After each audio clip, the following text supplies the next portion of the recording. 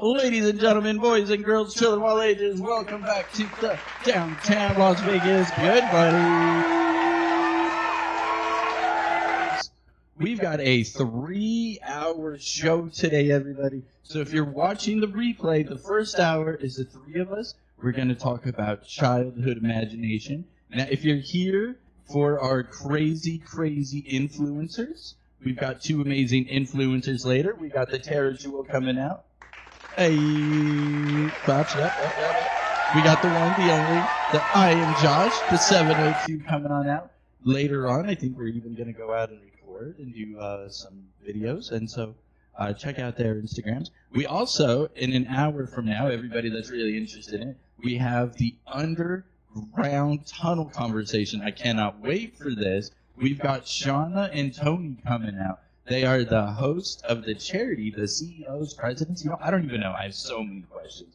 So we've got Shauna and Tony coming out, and they run the Holy Spirits for Las Vegas, where they go to the underground tunnels. Holy titties. So, ladies and gentlemen, welcome to the podcast today. Today we're going to be talking about, I think that's something that's pretty fascinating, childhood dreams, the realities of life, the power of imagination.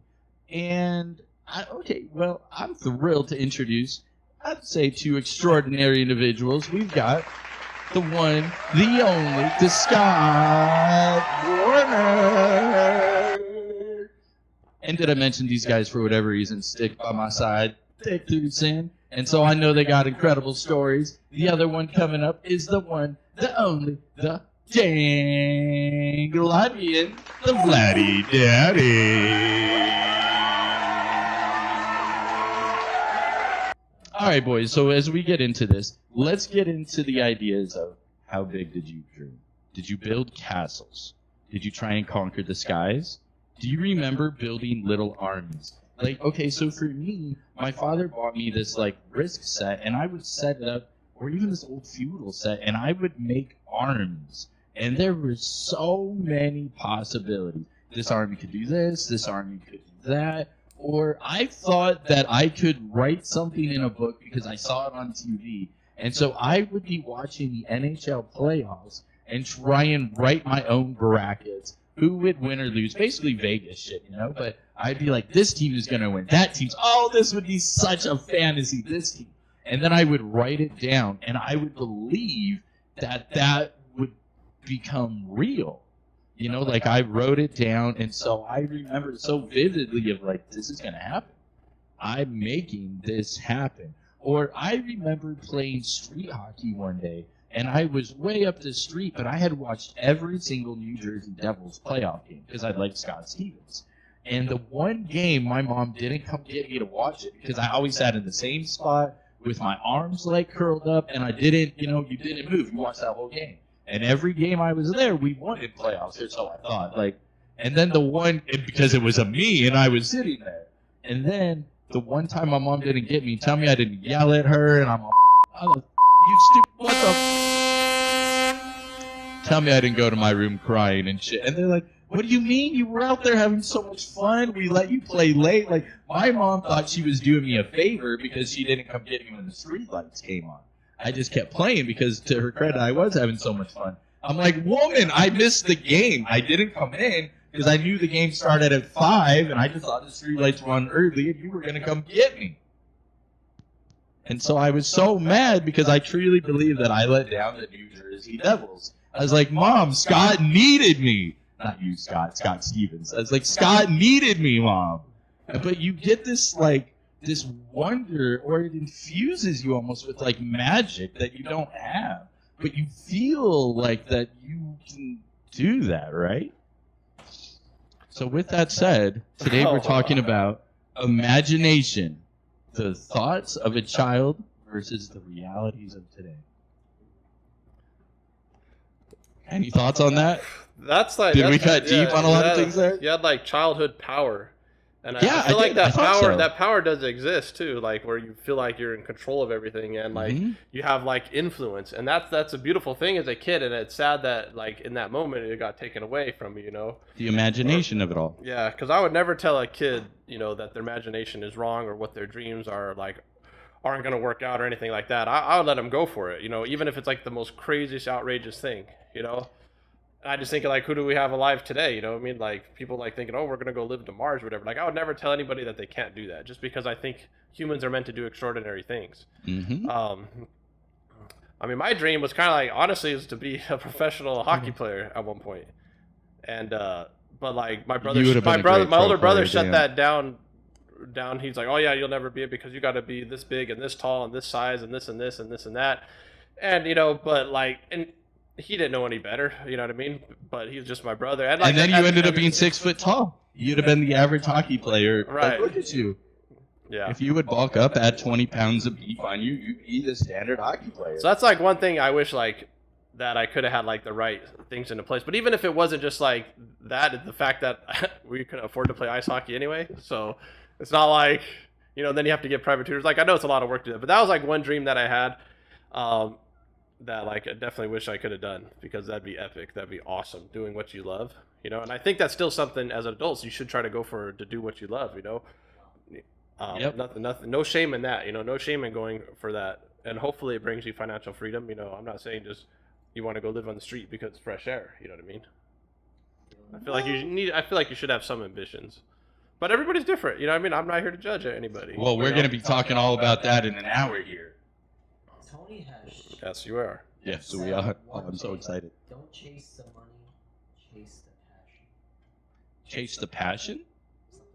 Yeah, and like kids, you have a lot of passion about something, you know what I mean? Like, cause I used to like, when I did something, I did it like all out. Like whether it's Legos for 6 hours or like when I got older, I went to go and skateboard and like, I started skateboarding at like 10 years old and I'd go out there and practice literally from 2:30 p.m. until like 9:30 at night or whatever, until the street lights came in. Luckily we lived in a cul-de-sac, so like, I don't know how like strict it was cause my mom could just look out the window and see me kind of thing, you know, but that was fun.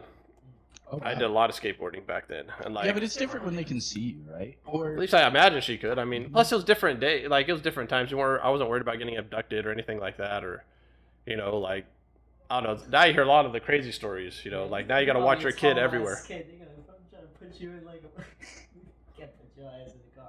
I'm sorry. No, I used to be the shortest kid though. I used to be pretty short, at least in like 3rd grade or something like that. Yeah, it was like me and Jose. We're like the shortest kids, but we're like also the fastest. So we'd be like running. There's something called the jogathon. We'd have to run like 15 laps around the school, or this ballpark part of the school. So how would you feel about still being take Frozen Fire to this? Thanks, chat. And it made me think of something. So I know the back home they do it with the rain. So I used to ref a lot of the rain summer clinics where like the guys trying out to be on the team. They weren't ready to be on the team, but they were close. And at the end of those tryouts, to kind of motivate everybody, they did the most savage thing ever. They did open tryouts. And they always guaranteed 1 to 2 guys. Oh yeah? Come on down. You would be great for an open tryout. And I base it on your endurance. So typically an open tryout at the end is, hey Jose, an open tryout at the end, imagine like 5 minutes of just skating, full speed. And how many people can go 5 minutes full speed? Yeah, that's tough. Yeah, damn right it's tough. It's supposed to be tough. But I truly think you could do it. I think you could still end up like minor league. I mean, pros, shit, but come on, minor league is pros. If they pay you, go bar down, top titty, biscuit in the basket, and get paid for it. Oh. Yeah, that'd be epic. Yeah. That'd be sweet. The way that I see it is everybody has something that they've grown appreciation and happiness from when they're young. So, for example, my say the best summarization is like I love taking things apart. Like I just saw something that was broken, I took it apart when I was like 5 or 6 years old, and I'm just like started putting A and B together and just seeing how it works, you know. And my dream is to one day become a very successful tech guru, if that's even a saying, or Tech guru? or the actual techno king that Elon Musk proclaims he is. But you know, Oh, so you want his job? So you want to be the techno king? yeah, because nothing to bash but Elon Musk. I love the guy to death, but like he pays engineers to do the thinking for him. I am an engineer and I know how to do the thinking for the projects. The spiel is that I'm trying to portray is I want to create a greener, brighter future. That's something I've been saying since day one, even as a kid. I was like, greener, brighter future. Now the older I got, I was like, for the greener, brighter future. And I just constantly improved, constantly learned, and that's what life is all about, just learning new aspects of what truly makes you happy. And, Okay, well, so then let's tie into that. So where do you think the disconnect starts then from the imagination of happiness to the adult practicalities, I guess is the word I'd be looking for, of the adult life? I would say as a kid, For somebody who just quit their job and went back to chasing the dream, I think this is a great example of where are the adult practicalities. Because you've got dreams, but even yourself, you're like, damn, that's a good contract. Would you call that trying something, buying in, selling out? I would say I've always told myself that I've never wanted to take shit from nobody, essentially. But at a sense, there's always going to be people that are going to be a lot smarter, more educated, and it's always great to understand that person's perspective on how they think and do things. So there's nothing wrong with like learning from a company corporate standpoint where you have a higher up as a manager or supervisor. Because So if you want to be that corporate. exactly, and the point is that I see it is as long as you have the dream. Even as a kid, this has been something that I've been thinking about for 20 plus years. Like something I've always wanted to achieve is just independence. I don't have to talk to possibly my investors, but I'll talk to only what is logical and is practical to both gain revenue as well as advance technological advancements for man. So the point is, I want to be more of like a scientific company that utilizes the imagination prospect. That like you see something that actual hoverboards from Back to the Future. Oh, those are epic. Like Okay. I want to within 5 to 10 years, we'll probably find some kind of rock on the moon that's able to have that actual hover technology. You know, it's helium-3, and Well, shit, let's do this live on camera. Yeah. So you want to create something. Scott wants to make business. Scott's like the smart. Scott trains doctors on his profession. You don't get much smarter than when you can brag and be like, I train doctors. That said, when you've got a nerd like yourself that knows how to 3D print, use technology to make something, like, oh, hi, hey, you over there, hey, you. How you feel about doing something with veins? Ever thought you could work on that? I would build technology to make it easier. Well, I mean, the thing with all of that is that I You haven't. got a first thought there? It's just like how I lost my NHL dreams Mhm. because it requires money and a lot of it. So to do like that technology stuff, yeah, you could do it, but it's gonna be like 7 years of like dumping millions into this every year, and maybe it'll work, maybe it'll not. But the thing is, you got to get the money. Yeah. That's where it comes down to. Because I have no doubt you could create this product is so basic. These products that we use, it's basically like a copper coil that's wrapped around a catheter that has bored out with the center, so you can put a wire through it, and then it connects through radio frequency, so it has electrical plug that plugged into a device like a generator unit.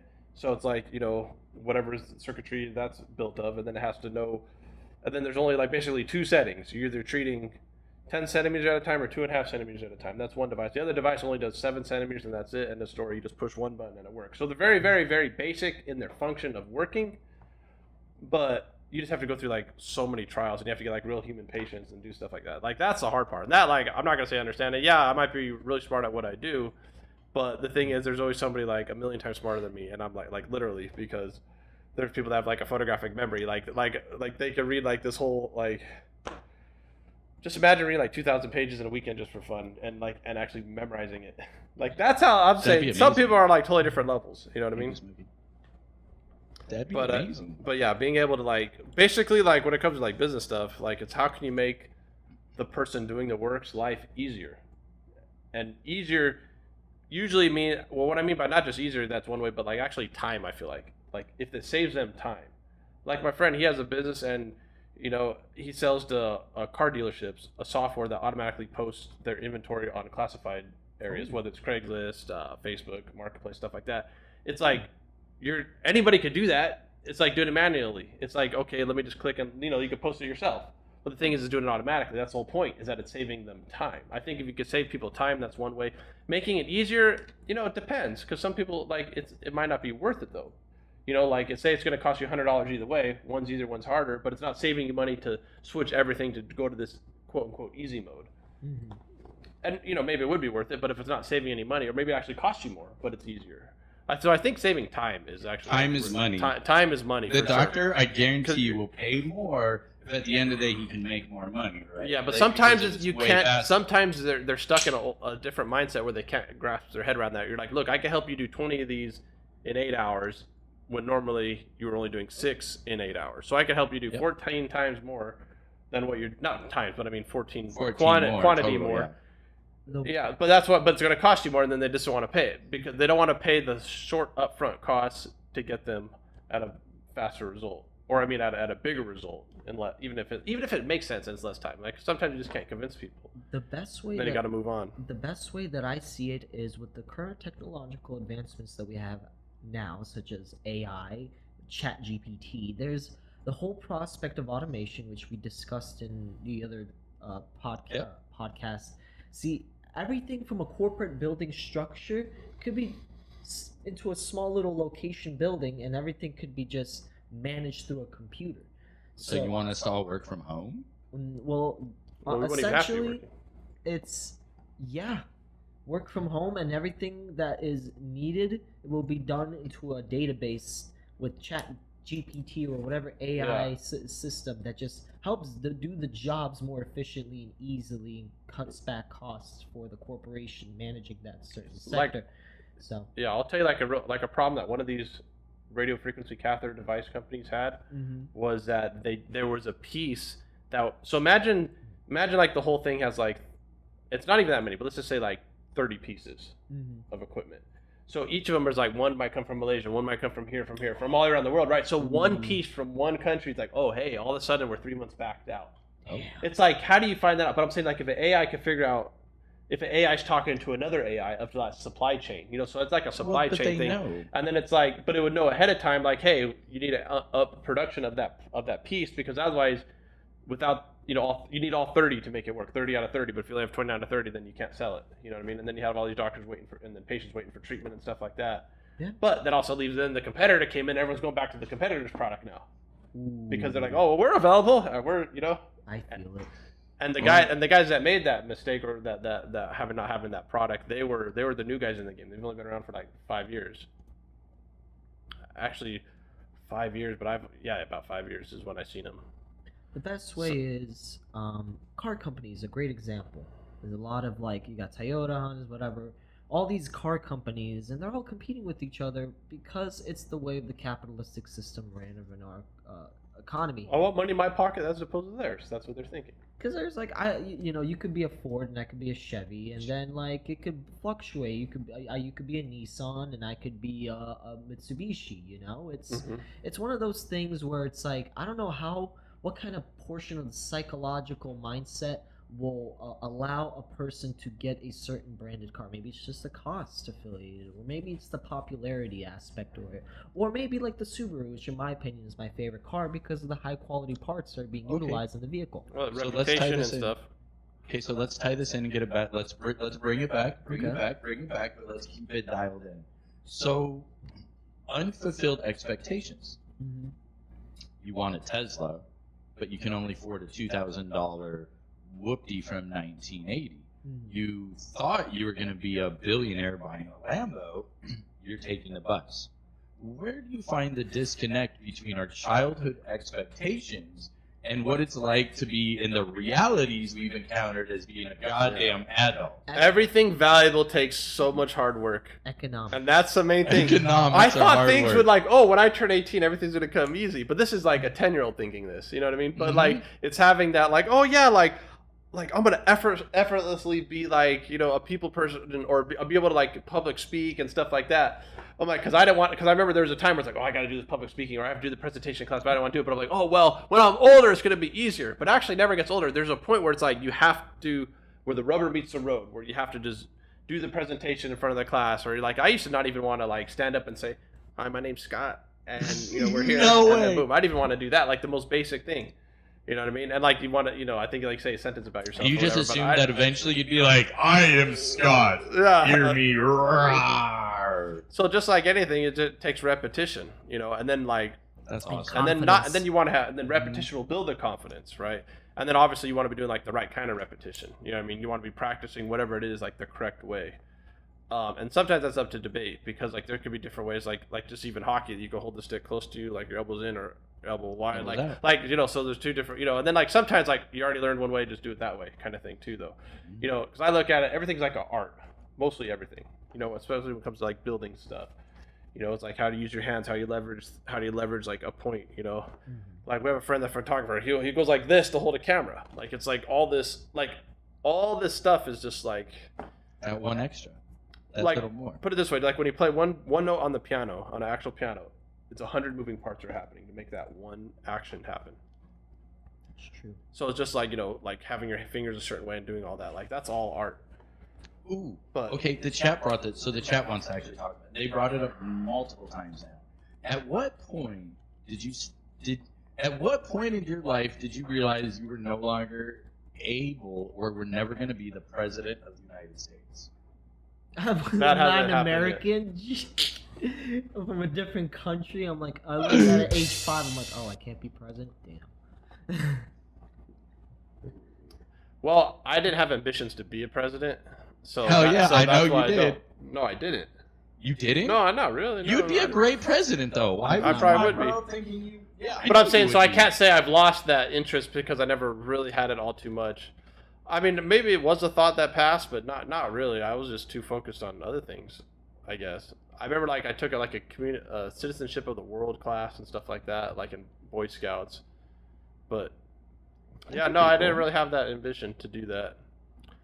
But also, you know, I bet like it could have been influenced in me if I was, you know, by my parents or somebody else. Definitely could have influenced me on that. I think that a lot does happen, you know, from the people you're around too. That's like, why you it's think important if your as a parents kid. were more into it and they were like, I'm a liberal, I'm just gonna just goofy. I'm a commie, I'm a this side, I'm a that side.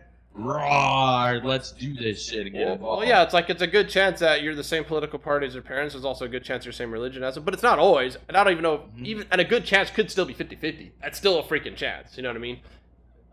But yeah, like you're likely to follow in their footsteps. I mean, just by looking at history, a lot of people do just follow like whatever their parents do, and sometimes that's bad. Sometimes you got to change it up a little bit. Like for example, it's like, oh, well, my dad used to beat me, so I'm gonna beat my kid. I don't know if that's a right, you know what I'm saying? Like that might not be a good thing, you know. Well, okay, now so I have no problem saying my mother, well, basically hit me, beat me once. Best thing she ever did. I grew up a lot that day.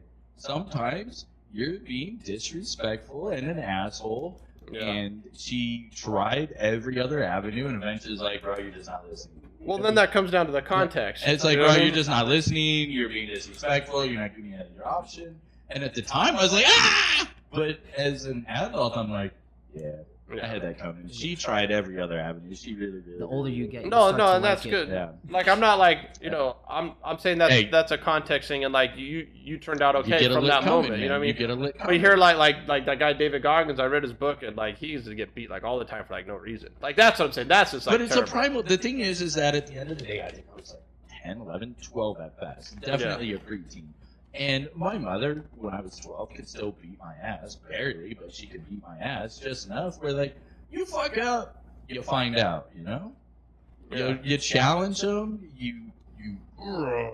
well, fuck around and find out, man, and I found out. Yeah, well, I hear some mothers say that they want to have their kid fear them, and others don't. So it's like, I don't know what's better, but I'm not telling them how to raise their kid. It's a fine line, right? You know, like, and that's what I'm saying, yeah. You don't want to be their best friend, but you want to be their best friend. Yeah, you want them to be there for if they have a problem they could talk to you about, whatever. You know, you want. That is like, but I'm your parent. I'm not your best friend, but I'm your best friend. If you beat up, you beat your kid. It's doing it out of love, essentially. You know, that's the way I see it. Did you get beat? Yeah, I did. And the older I got, the more of a sick fuck I became, and I'm like, you know, so I'm like, ooh, yeah. Wow. We won't tap into that then. Well then, let's move on. Let's move on to dreams. We were talking about this earlier, but not the kind of dreams that, like, Scott saying, oh, I dreamed to be a hockey player dreams. Do you remember having dreams as a child and almost wanting to go back to sleep to, like, you remembered it so vividly. You weren't able to experience to anybody else. But, okay, so me, for example, I'm so certain that I had, like, a same reoccurring dream where for a while, you could not convince me otherwise that I wasn't tapping into another world. Because I was falling asleep and my mind was, like, this, like, imagine, like, reading a book. It was continuing the fucking book. Oh, yeah. And those are the best dreams. Yeah, I love because those it dreams. went for months, man. For months. Yeah, no, I've had some dreams like that too. One dream I had was like, so we had like an above ground spa in our backyard, and it was like on a concrete slab, and then where the concrete slab met where the grass was on the ground, like in my dream, like I would lift up the grass, and then like it'd be like 4 feet down, and then it'd be like a river, and then it'd be like a guy right there. I don't know if it's a guy or a being with, like, honestly, it looked like a straw hat, like one of those hats you can't see the eyes. You know, it's like one of those like Undertaker hats, and it had like the oar to like pedal, you know, to do the boat, to oar the boat. And it's like, come on.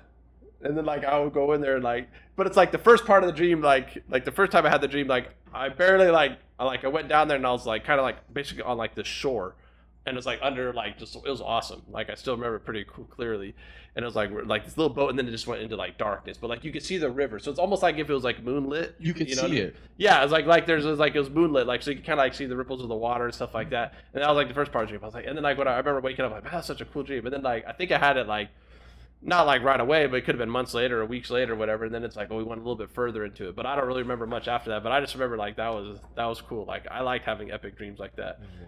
Or dreams where I could like, I mean, at some point I was able to have flown in dreams. Yeah, so I used to fly a lot actually. Really? I can't. Okay, so hear me out. Yeah. So imagine looking at a picture like from a drone in 3D high up.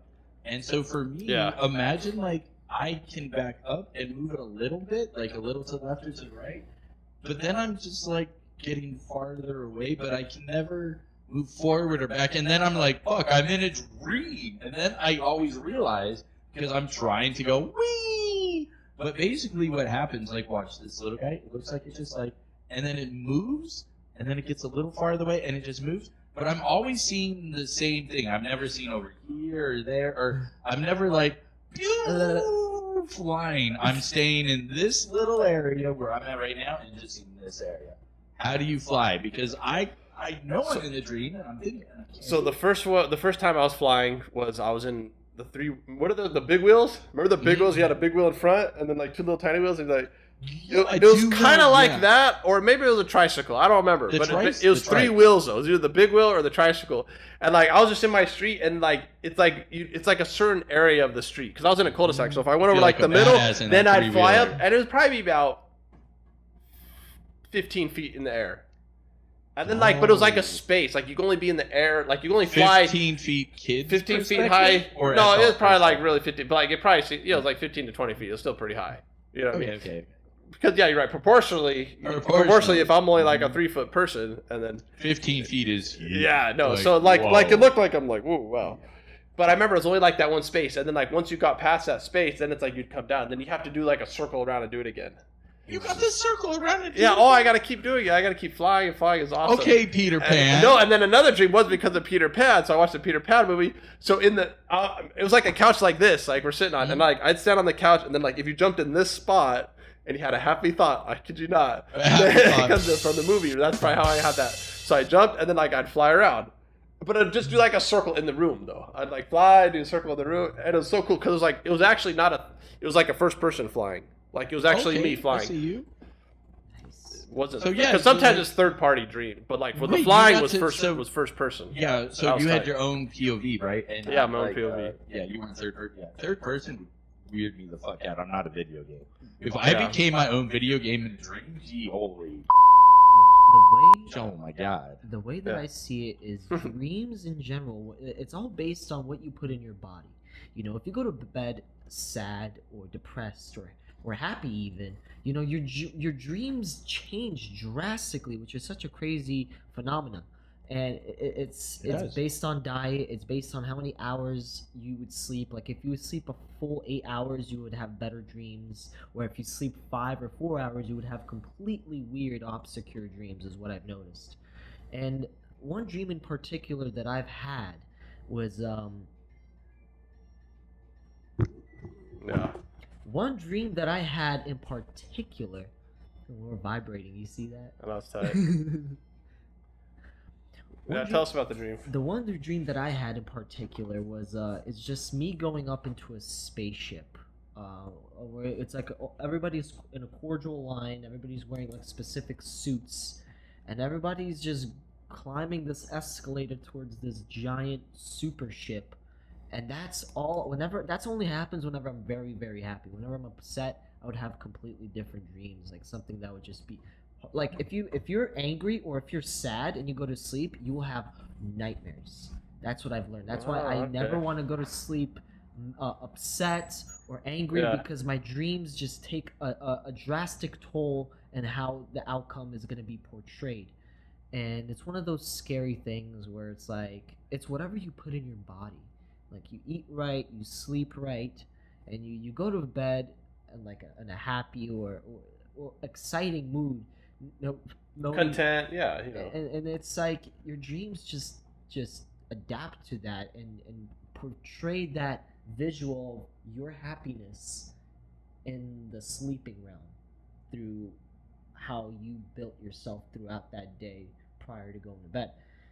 And it is one of those things that dreams is very, very, it's a thing that a lot of people are studying on. It's one of those that a lot of neuroscientists are really trying to dabble in, like the idea of how the neurological aspects work with the brain to develop a certain prospect of the dream world, you know. And it's something that, you know, I'm intrigued about. It's there's a sleep study. I don't know what it's called. It's a better word. It's like sleep study or something. It's a big word.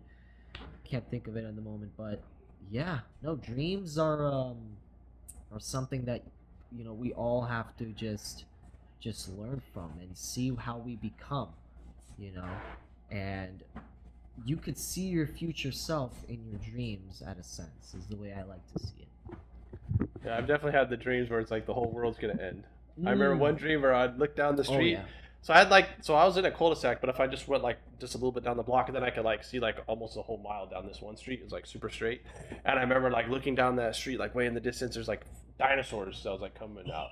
It was like a doomsday, and like the earthquake was happening, and it's like all the houses are basically like, instead of all the houses like I would see down the street, they'd be all like rubbled. So it's like, I wonder, like, was I sad that day? Was I like, you know, how did I go to bed? You know, and then the thing is, because you dream in like in 90-second REM intervals, right? So it's like, you tend to remember the ones towards the end, right? So that's why it's like, how can we, if like those scientists, like, what if we could figure out like what's in the first dreams of the night? You know what I mean? Or do you wake them up after 90 minutes? Because I think if you wake up somebody at 90 minutes, they might be able to remember their dreams. So it's like that might be part of the protocol. You know, I'd imagine you'll wake them up, or towards the end of that 90-minute REM cycle. Down with the study, not to a notebook next to you. A notebook right next to you is amazing. Yeah. And it's getting in the habit of you wake up and start writing. Because It's like anything else. It's practice. Because your mind is going to be more conscious to the idea of, I had this dream, remember it, write it down. That's true. Practice. Weirdly enough, you forget Yeah. about the dream after like an hour or two, and you're like, shit, what did I Shit. dream about? Well, 2 if I remember a dream By that the time much, I I'm do write it brushing my down. teeth. Yeah. Yeah, if I remember the yeah, dream yeah, that well, I will write it down if it's like interesting enough. Because sometimes I've come up with like little like stories. Like I can write a book out of this. And then I just wrote, like I wrote like 4 or 5 pages, everything I just remembered real quick, and like it's like okay, that's cool. And like I remember like what like I had like characters and everything. I have it written down somewhere, but like I don't have those dreams like every day. And then I wonder is like, do we dream more as kids as versus adults? I would say so. As Well, kids, I definitely dreamed more, I think, as a kid, I think there's like some kind or of at least remembered them more.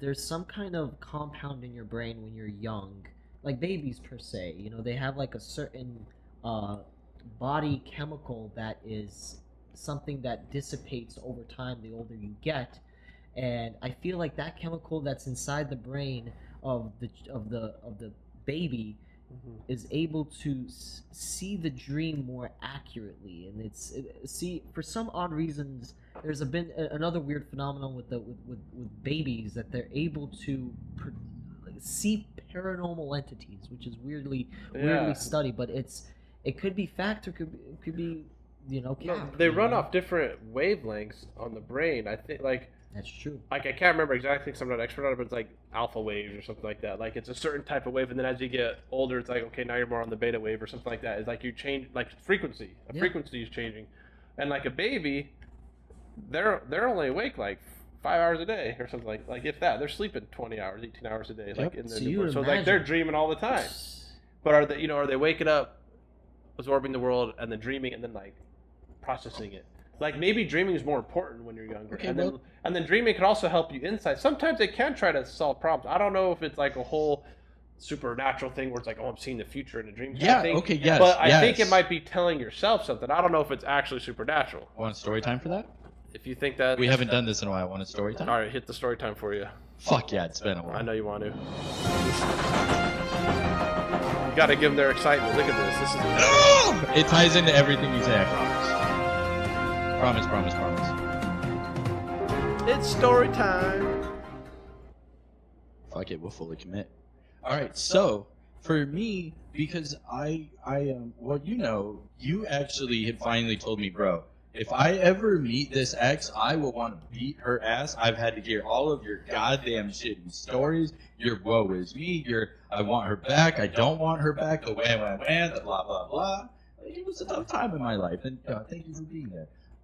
So, I remember having this dream where in my dream, me and her got back. And this dream took 3 days to play out. Like, I literally was just wanting to go back to sleep to continue the dream. By the third day, tell me I didn't break up with her in dream world, hated her, and then I was at peace with everything because I was having all the same feelings, the same experiences when we were dating, except for this time I knew how it was going to end, so I had way less tolerance for it. And by day 3, I was the one to like hit the road, babe. Get the fuck out of my life. But it allowed me to wish her the best. I hope she's living a great life. I guess you could say after a long relationship, you always love or care, but not love like how I loved it. But like, I genuinely wish her the best, but I would never ever want to be with her again. But it took that dream for me to be, oh, woe is me, I'm so sad, I need you back in my life. But then this dream played out in reality. I was like, I on second thought, not only do I not, but wow, I better, let's never say that stuff again. A blessing. I dodged a bullet. And it's a blessing. But it took that dream to get there. See, tied in well, right? Sometimes you need that dose of reality in a dream to be like, whoa. Yeah, like some of my final thoughts on like the dreaming is like basically it's a tool for learning, but it's also a tool for overcoming trauma. It's overcoming a bunch of things. Like You wrote a lot of like, stuff it's- down, bro. You yeah, gotta show I that know. on the camera, bro. No. Look at that, man. He's taking notes, man. That's like that's a cool dude right here. I thought I would magically be more of a, anyway, dreams are awesome. But I think they're there to learn something. And I think if you do something, a lot of it, you will start dreaming about that said thing. Oh, you know yeah. I mean? Watch, No, go binge watch a show for 8 hours or something. Tell me you're not going to dream about it. I know a lot of you've done that out there because it's so easy to binge watch on how good these shows are these days. Or if you play a video game until super late in the night, you'll start dreaming of playing the game. Like you'll whatever it is you do a long time, I feel like you'll start dreaming it. So it's like that's why I think dreaming is actually like a tool to like help your mind heal. But I think there's a lot more to it. But that's definitely part of it. Just like how the Hatter was saying about his trauma with the ex. Write that down. Yeah, write that down. But like, here's something you don't even have to write it down. It's just it'll happen to yourself. you. Your dreams are there to help you.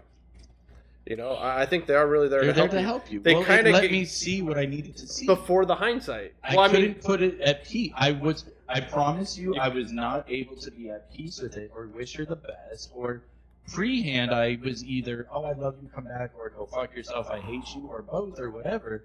But then because of that dream, I promise, I was just finally like, bro, I wish you the best. Thank you for the time we had. Good luck in life. I go my way, you go your way. Yeah, it helped you get over it. Yeah, it helped you move on. 1,000%. Smart. That's very smart. My brain did that while I was asleep, though. That's a very smart. Yeah, because it's tired of wasting resources in the daytime when you're worrying about, your conscious mind can only think of a few things at once, let alone do something at once. You can really only do like one thing at a time. You can kind of multitask, meaning doing something at this, but it's like simultaneously you're doing one thing and then simultaneously you're doing the other thing, which it kind of looks like you're multitasking, but you can't really multitask that well.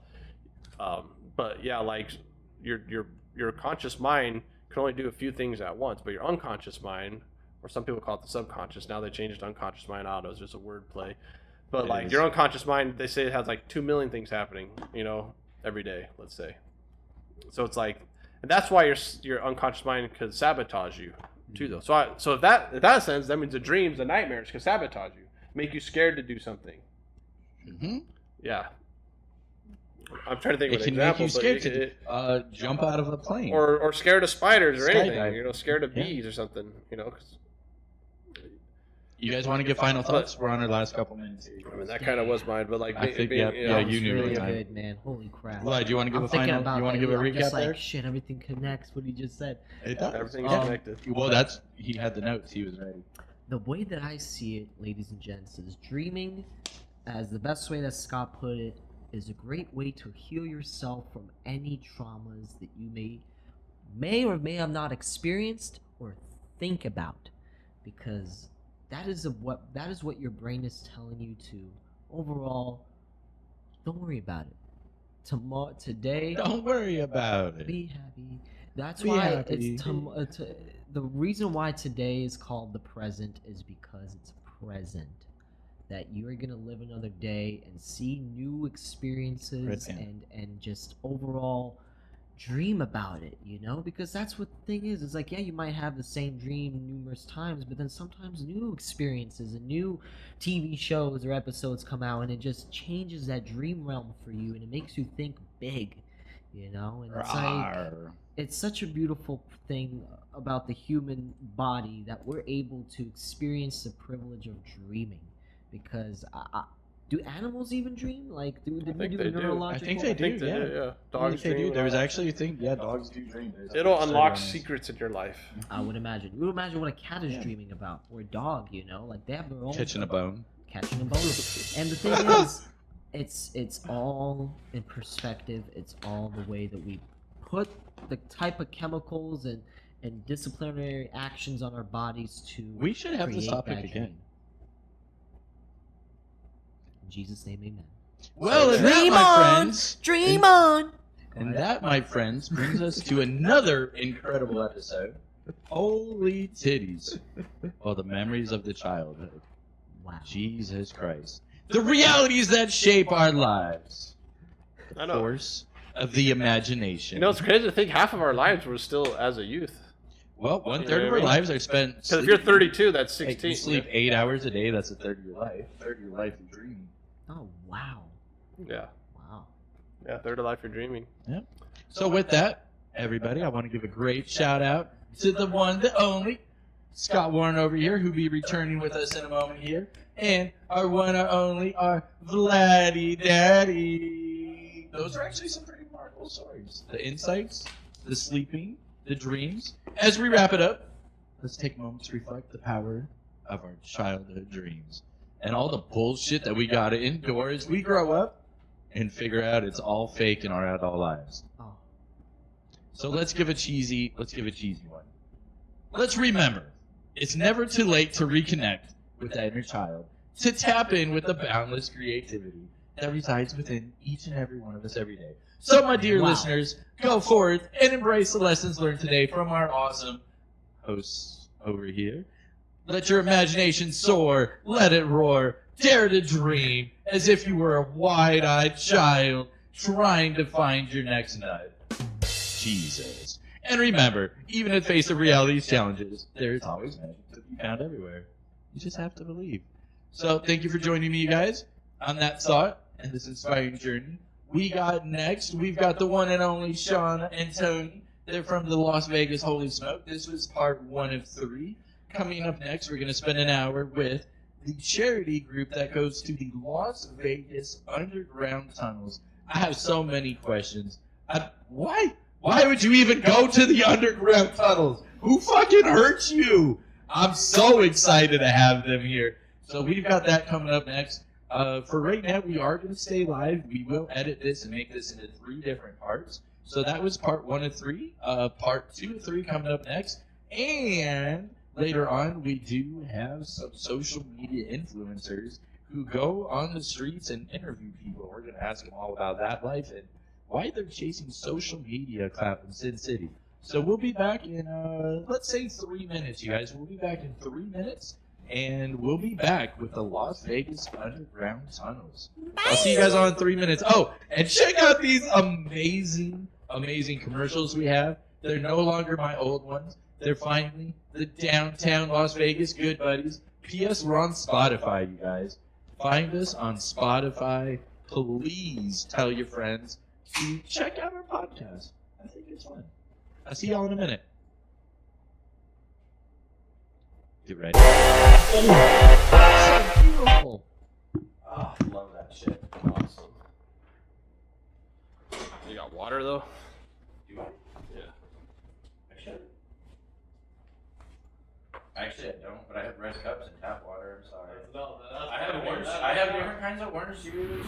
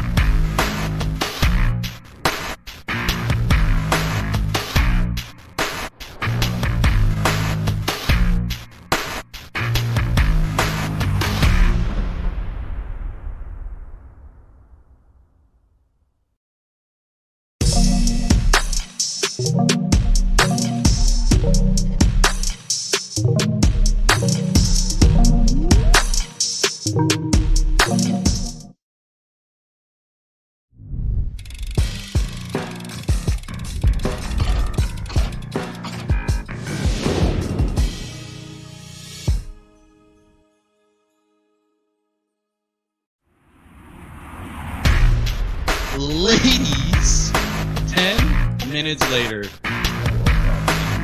Maybe, but this is the most exciting one I've had. So, ladies and gentlemen, boys and girls, children of all ages, let me introduce you to our amazing group today. Oh, get that Vlad thing out of there. I'll get you guys' Instagram up in a second. I promise. Vlad. Boop. I'm still here, y'all. Boop.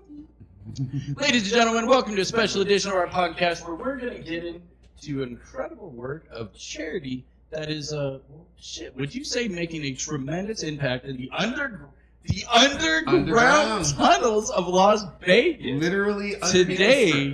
Today we get the privilege of hosting an organization dedicated where they feed the homeless and providing them with, well, shit, man.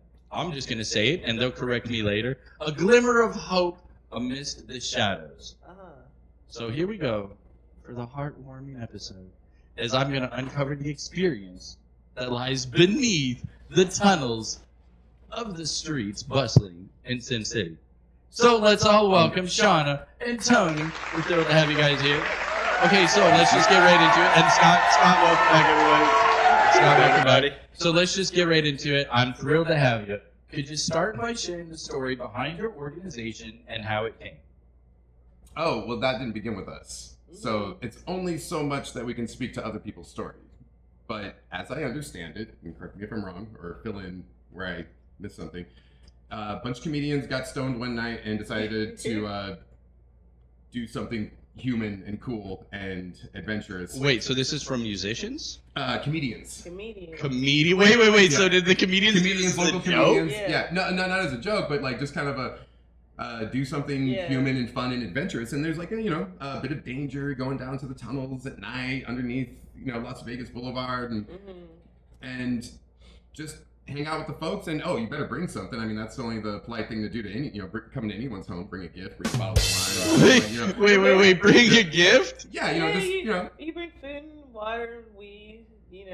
We're the 420 friendly charity, so we're always because we think it brings. So you guys get them stoned? Yeah, then we hang out. So you go underground to get them stoned?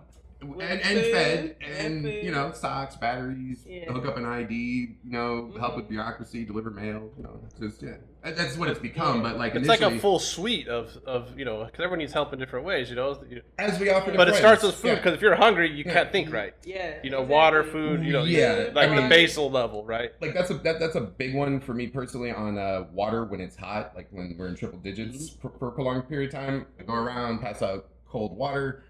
And that's like an immediate crisis management situation where I'm possibly preventing a medical or social situation.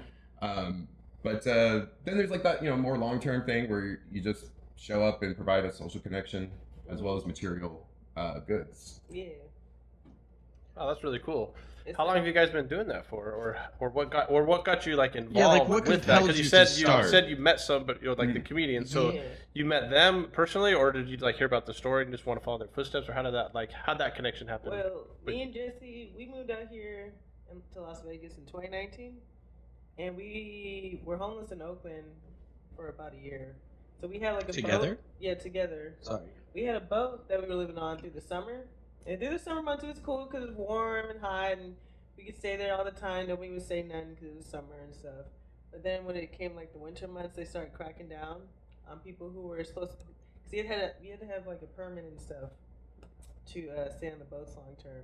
So then we could only be on the boat for 2 nights a week, and then the other 5 nights we had to figure out somewhere else to go. So Jesse would like sleep on bar a lot. Yeah.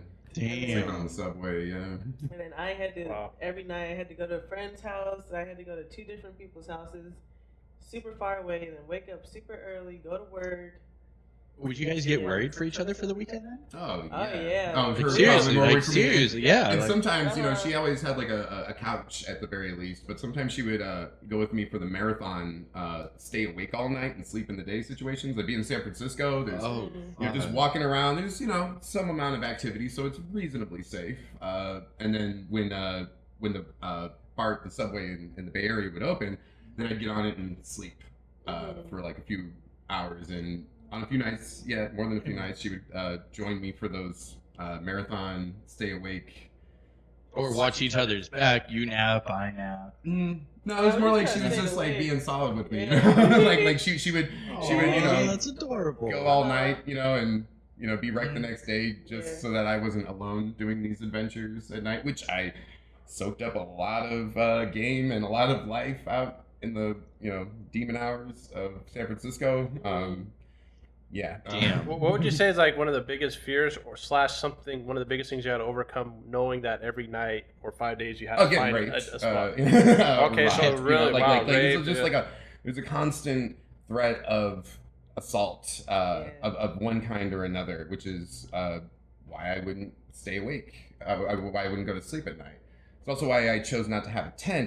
This is what I learned later on from another activist who was homeless, ran an encampment just for elderly homeless people. He explained to me that I wasn't homeless, I was transient because I didn't have a tent. I didn't have a location to not have a home at. I just wouldn't have felt safe that way. I kept on the move. I wore wrinkle-free clothes, so I would try to pass as a morning commuter sleeping. Kept my stuff in a computer bag as opposed to a backpack. And computer bag? Just like a briefcase kind style. of thing. Okay. So that's take bags. So so you had to pay attention to your image and all that. Oh yeah, and that's like a whole like invisible homeless population. Really high level, in the Bay. Blend. But everywhere, to be passing as not homeless is a great strategy. You'll wind up, not harassed by police, be much less of a target for predators. Okay, right now, That's so do you crazy. feel like you are, you're trapped inside of that thing, right? The last thing you want to do is be constricted. Like, if you're out on the street, you can do left, right, up, down, whatever. You're in that tent. You're in that tent. And then you gotta have people watch your stuff. People get their stuff stolen all the time. And the because if it's outside of the police tent, will just it's come gone. and, the they'll police will sweep steal your stuff, everything and take all your stuff and throw everything away. Just gone. They'll give you like 5 minutes to get Because all your homeless stuff. people don't have property, right? Yeah. No rights to it anyway. So you can have like Clearly. your ID in a bag, and they don't care and they throw it away, and you can't get. They literally bring out dumpsters. Like imagine like every Yeah. 6 months. Every 6 months, everything you accumulated just got thrown away by somebody, and you had to every time. So Yeah, what start would all happen over. if you lost an ID or someone lost it? Like, what's the process? Oh. I understand, like in my mind, what I do, hard. but it's like it's a lot of work. Actually, A lot of catch I 22. remember- You don't have anywhere to Even get it sent to. I was, Because if you have it was no hard for me to papers. get my ID because I only had a PO box for address. Okay. They don't Have send to it to have PO an box, do address they? Yep. to- That's yeah, you can't. You weird. can't use a PO box. So do you I just feel like stalk you should be able to somebody's walk house in address? in an Yeah. hour or two and get a license, right? or not a That's license, what but I'm ID. I mean, Yeah, it should. because be that's like a simple, but it's basal like, thing that should be You easy. need Mhm. a solid address, and then you need 2 pieces of mail, Mhm. and then like all this verification and stuff. And then people be weird. You want to use someone else's address, and they get a little weird. Like, Yeah, Yeah. people you've known your Come whole on, life, as soon man. as you're homeless, they It's start like, looking at you dude, different, yeah, it's And- like. And to be Yeah. fair, after a while, I was pretty different, like because It it's takes a toll. yeah, Yeah. and so my behavior was It's a unique experience. Not a lot of people go through that. I Yeah. don't think. Yeah. and then you wind up isolated by the people that you've known best your whole life. There was some homeless woman that I met. We were like watching each other's backs to take naps in Berkeley, and she had a lot of insight. She was met her. She was speaking at City Hall concerning something. She was public speaking there, and she had a brilliant moment on stage there. And people started giving her a lot of support, and so she had kind of a like a status, and it was uplifting for her that she had some kind of way to apply, and herself and have some kind of work to benefit others. But she was still completely homeless. No one hooked her up with a spot, Yeah. She was being applauded. There's this was That's what you mean by the catch-22, because you're trying to have this image of like, I'm not homeless, but like you could use the help, but nobody's gonna like volunteer that anyway. But then if you're like coming in as a homeless guy all raggedy, it's like, no one wants to give you time of the day. They don't even want to hear you out. And there's like a nominal fear that people have, a sense of threat from homeless people. Even if you just get discovered to be homeless, like I've been sitting here with this person, and you can feel the vibe shift. And then, we all of us benefit all the time from our social connections. We're always, Right. all of us would wind up homeless if not for social connections. So, have a hard time. We're always helping people, and we don't realize it. People will look to what we do and be like, "Oh, they're so charitable." But It's like we're always doing that for each other. Who do you know who to trust? Oh, I see. Or how to help. Then you don't have to risk so much. Okay, so I could get well, I'll just say, well, Scott knows. Well, so there was a moment where I had to put on my big boy pants, and I guess I was technically honest because I stayed at Scott's for 2 months. But it was one of those earn your keep. Act like I was going to move out, which I did. That's why I was only there 2 months. But it was one of those, like, it took a big risk on his part.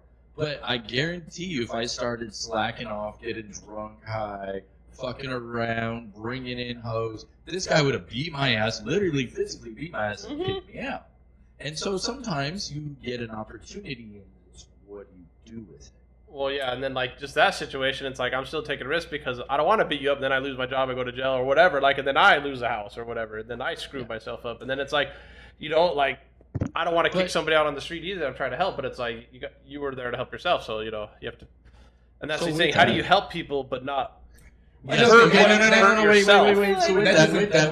that doesn't describe the phenomenon. Right, but 500,000 people. Okay, so here I know the best question to get into that. So there's not 500,000 bad roommates. That's right. We're looking at people who are elderly and rents go up in their area, or they aged out of the foster system, or their baby died because their boyfriend shook it. And now they've completely collapsed. This is referencing a particular woman that's emotional trauma that we were helping, and they wound up doing an episode of Intervention, the A&E show, focusing on her and got her out of the tunnels. Now she's starting up a charity in LA, and it's like one tiny thing can render a person homeless.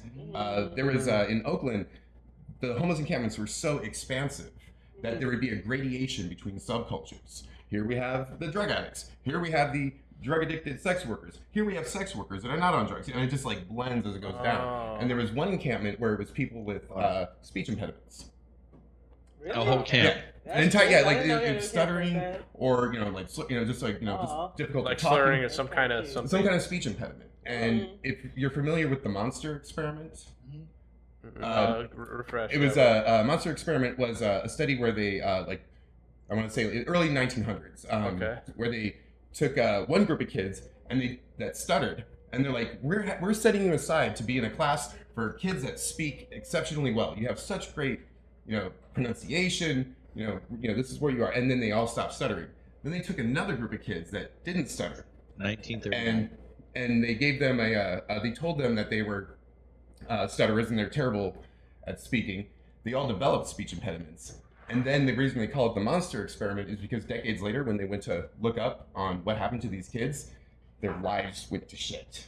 They all lived in squalor or were homeless or just died young. The ones that they basically embedded the bad language. Wow. Yeah, and not the other group. Yeah, the other group they stayed prospering. Yeah. And yeah, so that just shows how much important the influence of the people you're around, and how they're giving you hope and encouraging you and telling you that you're like it's a fine line. Because I don't want to say, oh, you're super great, you're already godlike, you're already 100%. There's nowhere to grow. You have to give them some room to grow. I remember I had this one teacher. He would never give anybody 100%. He's like, oh, you get 99. He's like, you got to have a little room for growth. Yeah. You know what I mean? Like Branch 99. Okay. Philosophy. So with that, let's tie this in. Let's tie this in because I have so many questions. So let's start getting into it. I feel like that was. Jesus Christ, privilege and an honor, you guys.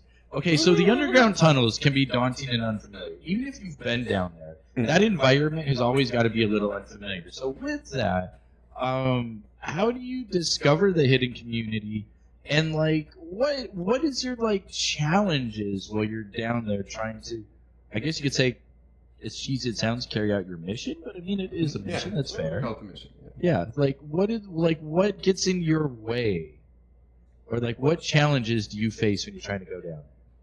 I feel like I don't really face no challenges. It's kind of weird to say. I'm so.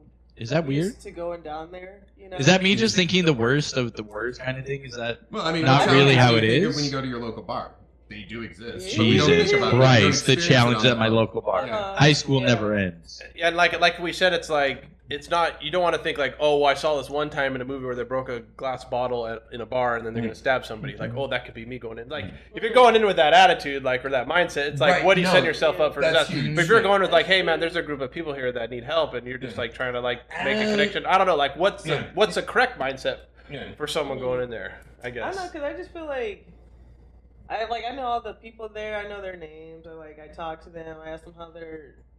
You feel know. like they're friends. Yeah, they're You like know friends. them, They're all yeah. homies. Like there's this one couple, Steve and Kat.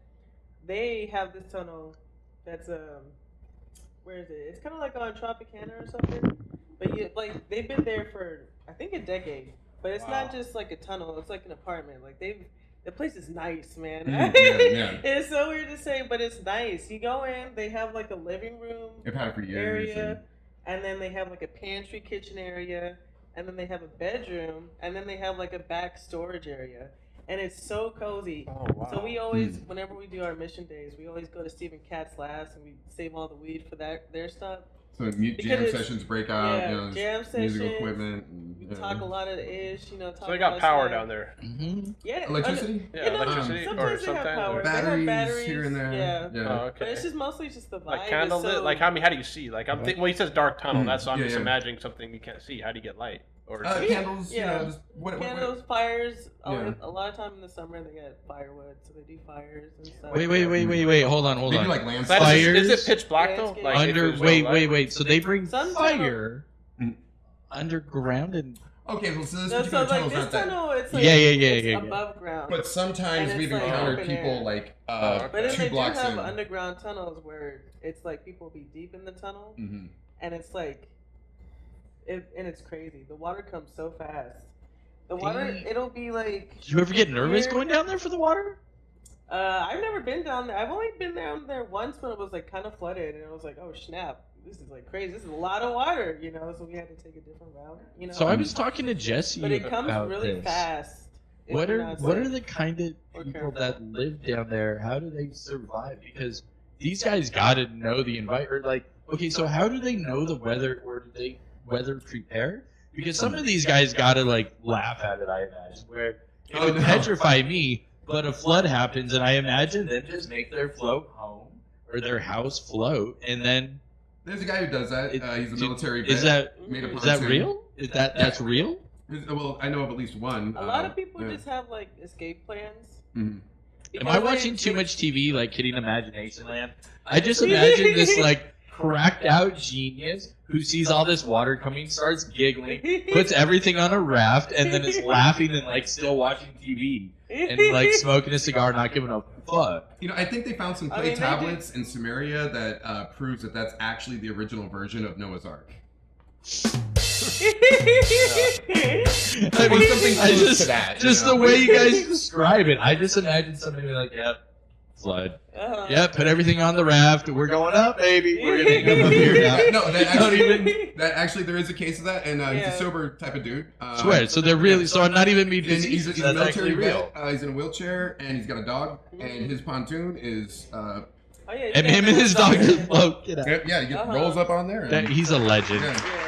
Yeah, 'cause I have heard it. It floats, but it'll keep if they But get now, it, they should. and now, how do they know the weather? How do they know the weather? I mean, they still have access to tech. They be talking to people. Like they. I have seen people standing though with Yeah. like great concern, like that's the scout, Uh-huh. like looking at all the clouds in all the different directions, giving calls back, like because it's a big labor to Yep. get ready for it, Mhm. and if it's a Well, false alarm, it's Yeah, and if it's a false alarm, it sucks because you just Yeah. moved all your stuff and it didn't rain. Yeah, So it can be kind of a gamble between. And yeah, like you mentioned, like people You know, who aren't they're- aware of it. There are no people who aren't aware of it. That's Darwin. They're on top of They it, right?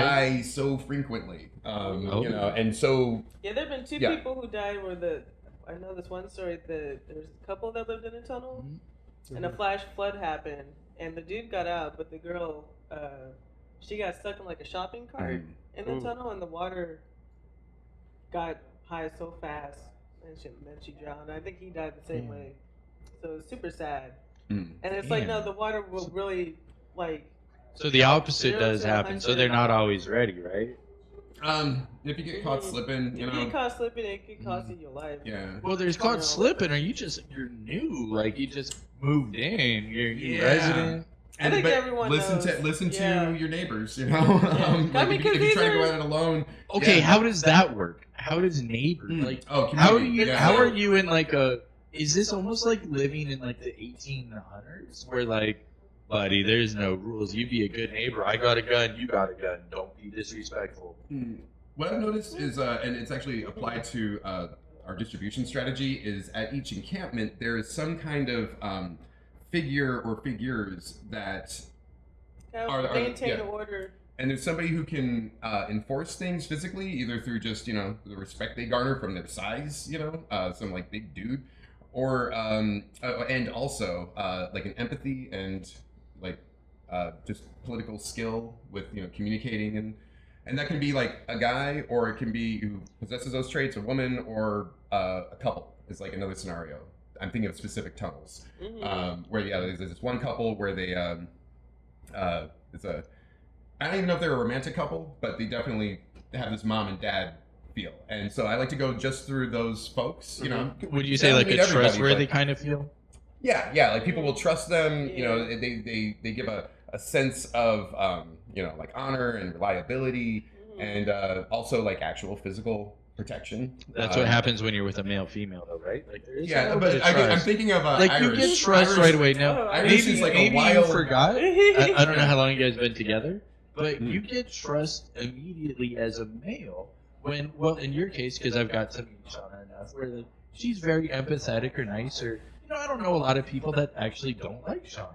And so when you're actually, well, right, and so when you're around someone that, well, nobody hates, and then she's like, yeah, that's my man, that it earns you a place in the community.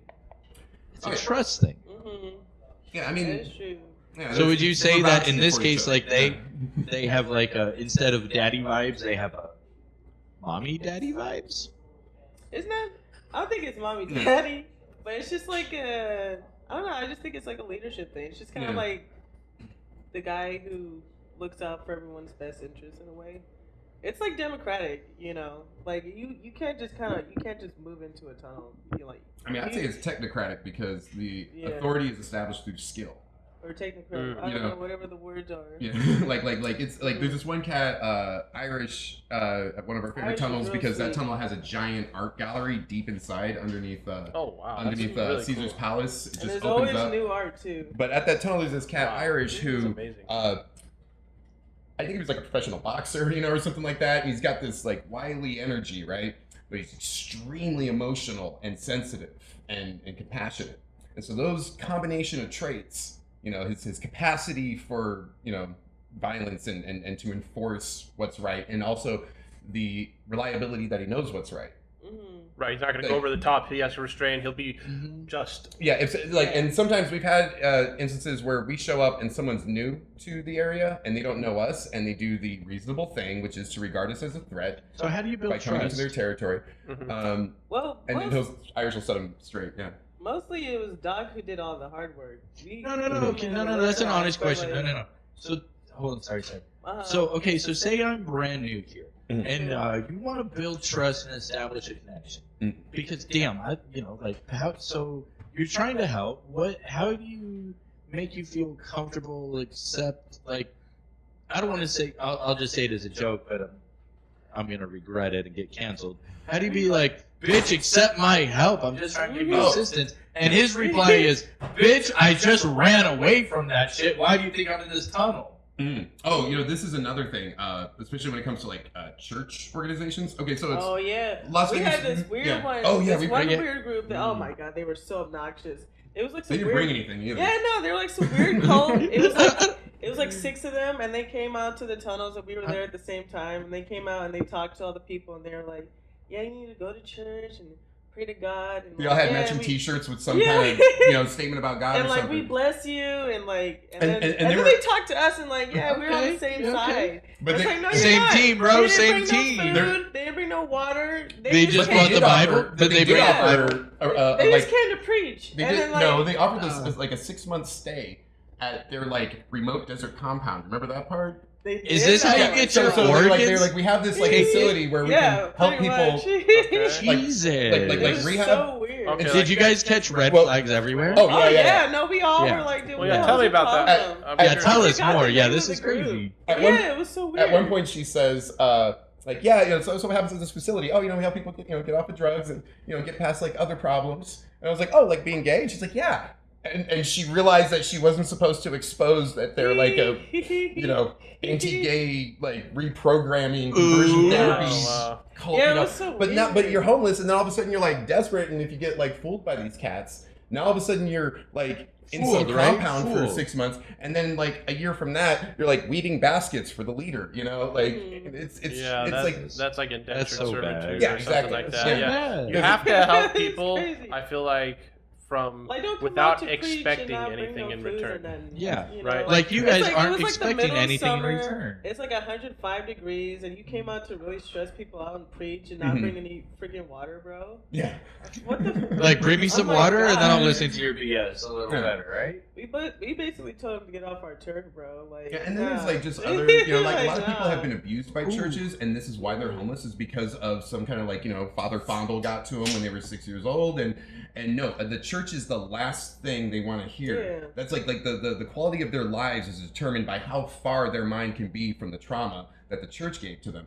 Especially in this area, a lot of Mormon activity and such. Mormons have like a huge. Pardon. Yeah. She's a I used to be a Mormon. yeah. Yeah. A buddy. Oh, I yeah. was- So we told I him. was- So we told him, buddy Scott's a Mormon. And there's all You're of a this child I was raised- abuse associated yeah. with the organization. Ah! It's- How do you do, fellow Yeah. Mormon? Well, we didn't tell Sean about And that. hey, my family's Catholic. We're Italian.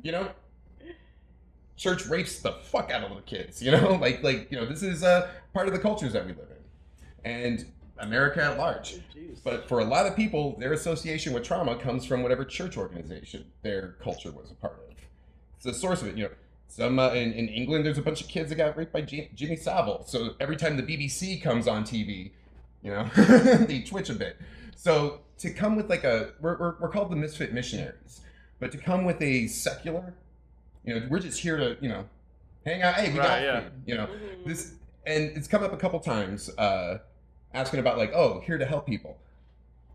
It's my So- philosophy that that's the worst attitude to come with, Yeah. because it's patronizing. It can It's offend the- them. It's It's also the wrong vibe. you're not going to bond with people like, I'm here to help you. I'm a Yeah. savior. Like this arrogance is Mhm. completely incorrect. But I understand why people would come with it. I think it's a wholesome motivation. But in application, Right, application. Is it them coming, I go eating, or hey, I watching can something get this out of free this? food from 7th and Carson. They give us 100 free meals every Wednesday. Mhm. And we go down, it's like, 7th I and can get it. Oh, we Carson. get free socks Yep. from this corporation that makes socks. And for some reason, socks are a thing. Socks are huge. Oh, Hey, I sorry, gotta yeah. stay Oh warm. yeah, you need socks. Yeah. Batteries, like. Yeah. Oh, wait. Okay, I because you're can already provide it. answering this. You're already answering this, but just so I can get an official. So, what other services do you provide to help regain stability, or like, now do you try to transition them out of homelessness, or are you just trying to provide stability for the moment? Not either, I think. But we do wind up getting Yeah. people Wrong out. button. Sorry, we still guys. get Wrong people buttons. out. We've gotten a lot of people out. Yeah, for yeah. sure, Yeah. in years. We've gotten a lot. 1, 2, 3. And like they'll propose the idea, like after they Yeah. know us, they'll be like, "Hey, can you help me get my mail? Can you Mhm. help me get in contact with my family?" Mm-hmm. And That doesn't sound terrible. yeah, no, it's just like we just hang Yeah. out, get to know them long enough, Now, and we've then a just lot- be a we connected person. a lot of So people. we were, Yeah. so we were. So I just came up with this right now. now. So I came up with this right now. Mhm. So what would it take to get you guys to like have a small little spot, so then all these people that are homeless could use your address to have their ID sent to you? Well, like buy a facility? Well, I mean, you don't need a facility. Let's Or take like it a- like easy. I You was just thinking need of a- you just need a tiny little spot where I can have my ID sent to, and I trust you, and you'll bring it back down to me. Oh, I see what you're saying. At this, I totally came up with a very, very random. Wasn't even a thought. Mm-hmm. Like if you just use this address as an example, or Mhm. whatever. Yeah, that's super. Like, I didn't have That's anything. what you mean, written though, on right? Yeah, like just use Yeah. an address to help somebody get. Right, yeah, because you guys go down. Okay, so we talked about this earlier, how frustrating it is. So I know from experience that, like, so I had somebody over here from Arizona, and we were able to go online and have her be like, hey, she's visiting here as a guest. She lost her ID. Send that ID here. Yeah, she had to go through some hoops and answer a bunch of really random questions. But at the end of the day, she proved that she was her, and then that ID was sent here. It still had the address from wherever she came from, and it was an Arizona ID. But an Arizona ID was able to get sent to Nevada. So now with that, is it something like... We're trying to figure out a specific exactly to that. Or like a centralized mailbox so that everyone. That'd be can- beautiful, right? Yeah, because people mail is a really big thing. You know, it's An like ID is huge because these ID, assholes take them from you, and people need right? to get their birth certificates and just like there's so much paperwork to like establish who you are. But a trust house, again, it goes back to y'all a couple. Mm-hmm. Trustworthy. Mm-hmm. Bring it down a couple times, then everyone believes you. Mm-hmm. We have big ideas. Yeah, or sometimes we can fail and we don't meet the what we say we'll do. Maybe something happens in our lives and we can't come through on time with materials and mail it and things get delayed or something. But this is also what happens with any time friends interact. Like I was saying like earlier about like this is I'm gonna help people. We help each other all the time amongst our friends and in our community, but we don't then sit there and go, I'm gonna help this person. We're just like, no, this is what you do. So coming with this vibe, this is what we do. Oh, you're able to shut me down there. We're also yeah, you forgiven. can shut me down there. I don't know what I'm talking about there. Well, but I mean, Super we're random. forgiven for when we don't, magically, even though they become dependent and reliant on it. And then also, it's just, there's an understanding. It's like we're doing our best for people. Sometimes other people don't come through, or there's a car problem, or Right. Yeah. or I was just in a depressive suicidal fugue, and I couldn't walk out of the house that day, I'm sure though. Yeah, you're not overcommitting to any outcome. Right. It's still the same thing because we're with the friends. They're not. Yeah, we're not that. I feel like it adds too much stress to like set all these big goals. Just like two people. Like you can't. It can't be like an overwhelming endeavor because it's supposed to be wholesome and good. So if you make it like. And that was actually a lesson we learned off of Doc and Teresa. They would discuss going back and forth with that. Yeah. Get too corporate about it. And then they dial it back. Yeah. Get their footing. Mm-hmm. Yeah. Yeah, because we're more trying to bring community and love. I feel like love's the answer. Like so far, especially with the transition that we went through recently. That's really cool, you guys. No, it's true because like when Doc was going That's down, really cool. Doc was the one who started. Doc and his wife, Teresa, they started Holy Smoke, but unfortunately they split recently. So it's been a big transition from Doc and Teresa doing it to me and Jesse doing it. And I kind of lost my train of thought. What was I talking about? About love? Oh yeah, no, because Doc was really going through it, like, and for the first time in like 5 years, he's like, I can't do this mission. I don't have my wife. I can't find it myself but to see, do it. that's what we were just talking about. The power couple. Mm-hmm. Power couple. But yeah, no. Well, I mean, But he found a new Yeah. power couple. Mm-hmm. Well, I mean, so to speak, Oh, there's a we like spin-off, stepped too. up. Okay, so let's talk And about we that have a power spin-off couple. charity. Let's talk about that because I already asked about the worst thing. So, what is, in your opinion, so far, while you've been at the ring, what is your most successful, funnest, memorable, like? I don't want to say like I had a good time or but like, what is it good that just make you smile, kind of like memorable thing that you've had go down there? I feel like they all make me smile. I enjoy doing all of them. One got it. You don't be that mom that says you got 10 kids that are all your favorites. That's bullshit. 1 out of the 10 are always your favorite. Am I right, Scott? There's always that one that's a favorite. You can love them all the same. You can love one more than the other, is what you're saying? Yeah. Bringing new friends in. You think so? And, Yeah. I think one of the most fulfilling thing is finding new people to come on our missions. Now, would you bring someone like Buddy Scott down there? Yeah, we'll bring anybody if they're passionate and they're just, just don't be weird, bro. and also it's like a thing. I don't know if you ever done that kind of work, like going into like encampments where people are like really, there's a lot of vulnerability and sensitive like energies around, and intense energies. Sometimes some encampments are pretty challenging, but some are a delight. And then one has to be like, some camps are rough that you got to have your shields up, and then in some camps you have to put your shields down, otherwise you're gonna hurt people. There's like That different makes energies sense. like that, and just doing it is you change as you do it, and then the more you do it, the more you acquire this sophistication from this type of experience. Would you say humility? Would you call that sophistication and humility at the same time? Um, We're in downtown Vegas. That's not me, you guys. I'm not playing sound effects. That's real police. I'm sorry. Yeah. I hear it too. Humility has to be part of it. Like I said, and I think that's one of the things that I'm here to help people think. It's like, no, come to have a good time and explore and be interested. There's really cool things happening. Just like unfathomable. Just there's this one cat who was like a survivalist, and he was in the tunnels for a few weeks, but then he kept moving because this is what this guy do. And while he was there, he built a clay kiln. Oh yeah, it was so awesome. Wait, what? And Wait, he what? had, like a structure around it. Kiln? It was like so intense. It was like a furnace made out of freaking clay. Why and am I stuff. thinking of things that the Indians would do? It was like a freaking Made from the clay of the man-made- earth right there. Yeah. It was a Really? man-made furnace building structure. It was insane. It was like the coolest thing I've ever seen in my entire life. People get you'd be surprised about the architecture down there. Like people will make dams. People will really make proper homes. Like a kitchen you know? and everything. There was no plumbing Yeah, to it, but people make it kitchens. matters a lot when you have a counter with a sink. You're never putting anything in that sink, Mhm. but it just The creates a aesthetic. structure, a familiarity that. Mhm.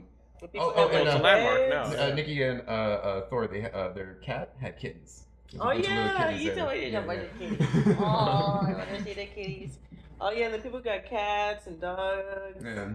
Mhm. You two are so adorable. Yeah. No, So, I love going down there. It Like I don't know, sounds- it's weird to say I look forward to it, but it's just they're my friends. I love hanging out with them and talking to them and seeing how their day is going. We just be hanging out. I just feel like it's good for everybody. Mhm. It's really people need. We humans are social. We need that social connection. We need to feel cared for and cared about. And I feel And respected, Yeah. Yeah. they help me as much as I Yeah, help exactly. them, No, you know they're what also I'm very saying? generous, as they must be Yeah. amongst each other. They are generous with us. They hook Okay, us but up with it stuff works all the both time. ways, Yeah. right? Like Steve and Kat, we got married in their tunnel. We Yeah. had a proper ceremony. Wait, hold on, wait. You guys got married in the Yeah. tunnels? Mm-hmm.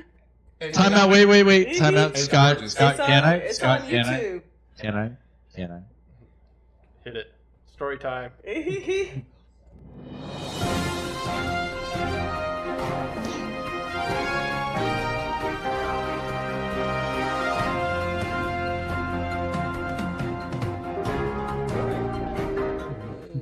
Will you tell us how you got married in the tunnels? Oh yeah. These guys got married in the It is tunnels. gorgeous. And by the way, Yeah. promote your YouTube as well, Yeah. and where we can find it. We want to watch it. Mhm. Tell us that It's a beautiful story. video, too, yeah. Tell us that story.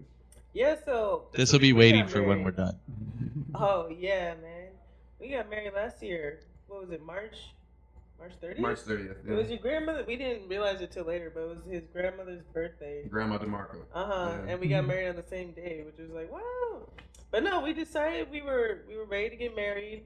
We wanted to get married. We were ready to tie the knot, but we were thinking about how to plan it and stuff. And then I realized because we were trying to invite a bunch of people and do a whole. Oh, that's right. What was it? Scarface, Do the Scarface themed thing. wedding, You were gonna do a Scarface? Yeah. Yeah, Can I costumes look- were cheap, Yeah, man, the movie is awesome.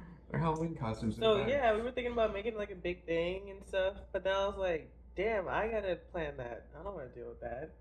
So I just wanted to do something. So you were like, nope. Exactly. I was like, I gotta plan that. and Yeah, we then just it was we were stressed about it. And we're like, Yeah. fuck it, let's just Let's do it just at the wing mission it. tomorrow. What are you doing tomorrow? I don't know. Let's make a bunch of food, bring it down. Yeah. So No Yeah. way. Made a bunch of marinara, it brought a was bunch of pasta, tortellini, it was my garlic idea. bread. I was like, let's just get married to Stephen Katz. And then he made all the pastas and stuff. So we bought all this, or he made all this food. and we went to Stephen Katz, and Stephen Katz, that's the tunnel. So you brought all this food underground? Yeah, Yeah. Their Theirs tunnel, is they have a like lot of landscaping. And because it gets flooded regularly by the fire department's training facility, there's a lot of greenery. So we actually found like one of the only verdant patches in all of the Las Vegas desert, you know? Like, No way, so you when guys. we watch the video, it's And then got you on see YouTube. the Las Vegas Strip in the background. With greenery everywhere. Yeah, it's Yeah. just, and the It's way so sweet. people sat in the tunnel, it was very church aisle in aesthetic. She walked, you know, she Wow. walked down, and it was. Yeah, they made like a little impromptu bouquet. It was super sweet and cute. It was like the most magical thing in the world. But I want everyone Yeah. to know they're holding hands. with their, This is complimenting adorable. nail polish colors. Oh, that's like a good. What do you say? It's the thought that counted, the creativity and the mind. You know what I mean? You don't need to No, have. it was like the Oh, you don't greatest need all that other thing. bullshit. Until my family Yeah, member, she it's was like, the effort and the You didn't need creativity. it. I love that. Yeah. It was totally, And being then around we had people, a you know? cake and everything, and we just like invited a couple friends. We had our one friend, my homegirl Alyssa. And then we brought our dog Daisy, and she babysat my dog while we was doing our vows. And then Doc did our wedding. It was just super, super sweet and wholesome. It was just like the cutest, sweetest wedding ever. And we inspired someone else to want to get married. Oh, and there was also at the time Yeah. in attendance was another charity that got spun off from Holy Smoke. There was some UNLV students that were like writing a paper, studying us, and then they got inspired to do the work themselves. What are they? Do you know what they're called? Yeah, they're called it's on my phone. I think it's called The Promise. The Promise. Yeah, and they hit tunnels on Sundays. We do Wednesdays, Yeah, and there's they do another crew Sundays called and Shine the Light. And So if people want to join in, how do they contact you? Our Instagram is the best way because we always respond to the messages. So if you hit us up on Holy Smoke Vegas on Instagram, either me, Shauna, or Doc will respond. But you always get a response from us. I'll give out my phone number because like I don't have an Instagram. So wait, right here? Yeah. Is that right? So you guys want the Yeah, I mean, give me. so Holy Oh, Smoke yeah. Vegas? Yeah. That's it. Holy Smoke. And- Holy Smoke was. If you look up Holy Smoke Misfit Missionaries. Now you want to? online- You really want to put your phone number out there? Oh yeah. Okay, so I can always can get they another look one. at the can? Hold on. We'll give them your phone number. We got the replay talk. 510-506-5079. My name's Tony, and text me. Don't call me. And then we leave from downtown Las Vegas every Wednesday. At 4 p.m. and we Yeah. meet at 7th 4-ish. Carson Yeah. restaurant. Oh, you bring all the food from 7th and Carson. Yeah, they donate For- 100, for their like, 100, meals. Yeah, and so Is we're a showing up great with good restaurant food. You know, Yeah. like Oh my God! Yeah. So you're bringing 100. So you guys worked it out to bring 100 meals from 7th and Carson? yeah, Each week. right, which is a bougie. That's bomb ass food, by the way. That's some bomb ass food. One highly recommend. Yo. Nice patio, great spot. Yeah. 7th and Carson's awesome. They're the Love ones with you. the dollar shrimpies, like at happy hour for a bit, right? Yeah, you know when I found Yeah, out and that they're they were big, the ones and they're providing big, the yeah, meals, I was, Yeah. I mean, I still spent $50 there, but hey, I got dollar shrimp, all right. Oh, Fuck. that's a downtown place. 7th and Carson. No, no. So Right 7th there. and Oh, Carson. Okay, that's no. somewhere else. Yeah. That's So not on the Fremont. Fremont Casino has terrible, gross dollar shrimp. Yeah, I thought that 7th was and fine. Carson. I remember I what thought they were 7th that and was Carson has bougie. Yeah. Because nobody goes there for well. stuff. So if you want to like exploit the system, you would go to 7th and Carson and just have the shrimp. Nobody goes there for just the shrimp. You have their meals are expensive. They're good. They're woo. But on your receipt, it shows up as $1 shrimp cocktails. It's like hey, here's what I did in Vegas. Oh, that's cool. Yeah, no, they're The very dollar shrimp cocktail with the bottomless mimosa. That could be a good way to go. So at it. good. Wow. So you guys get 100 meals, Yeah, and then I how really long love does bringing that take bougie to food give them homeless all people, away? You know.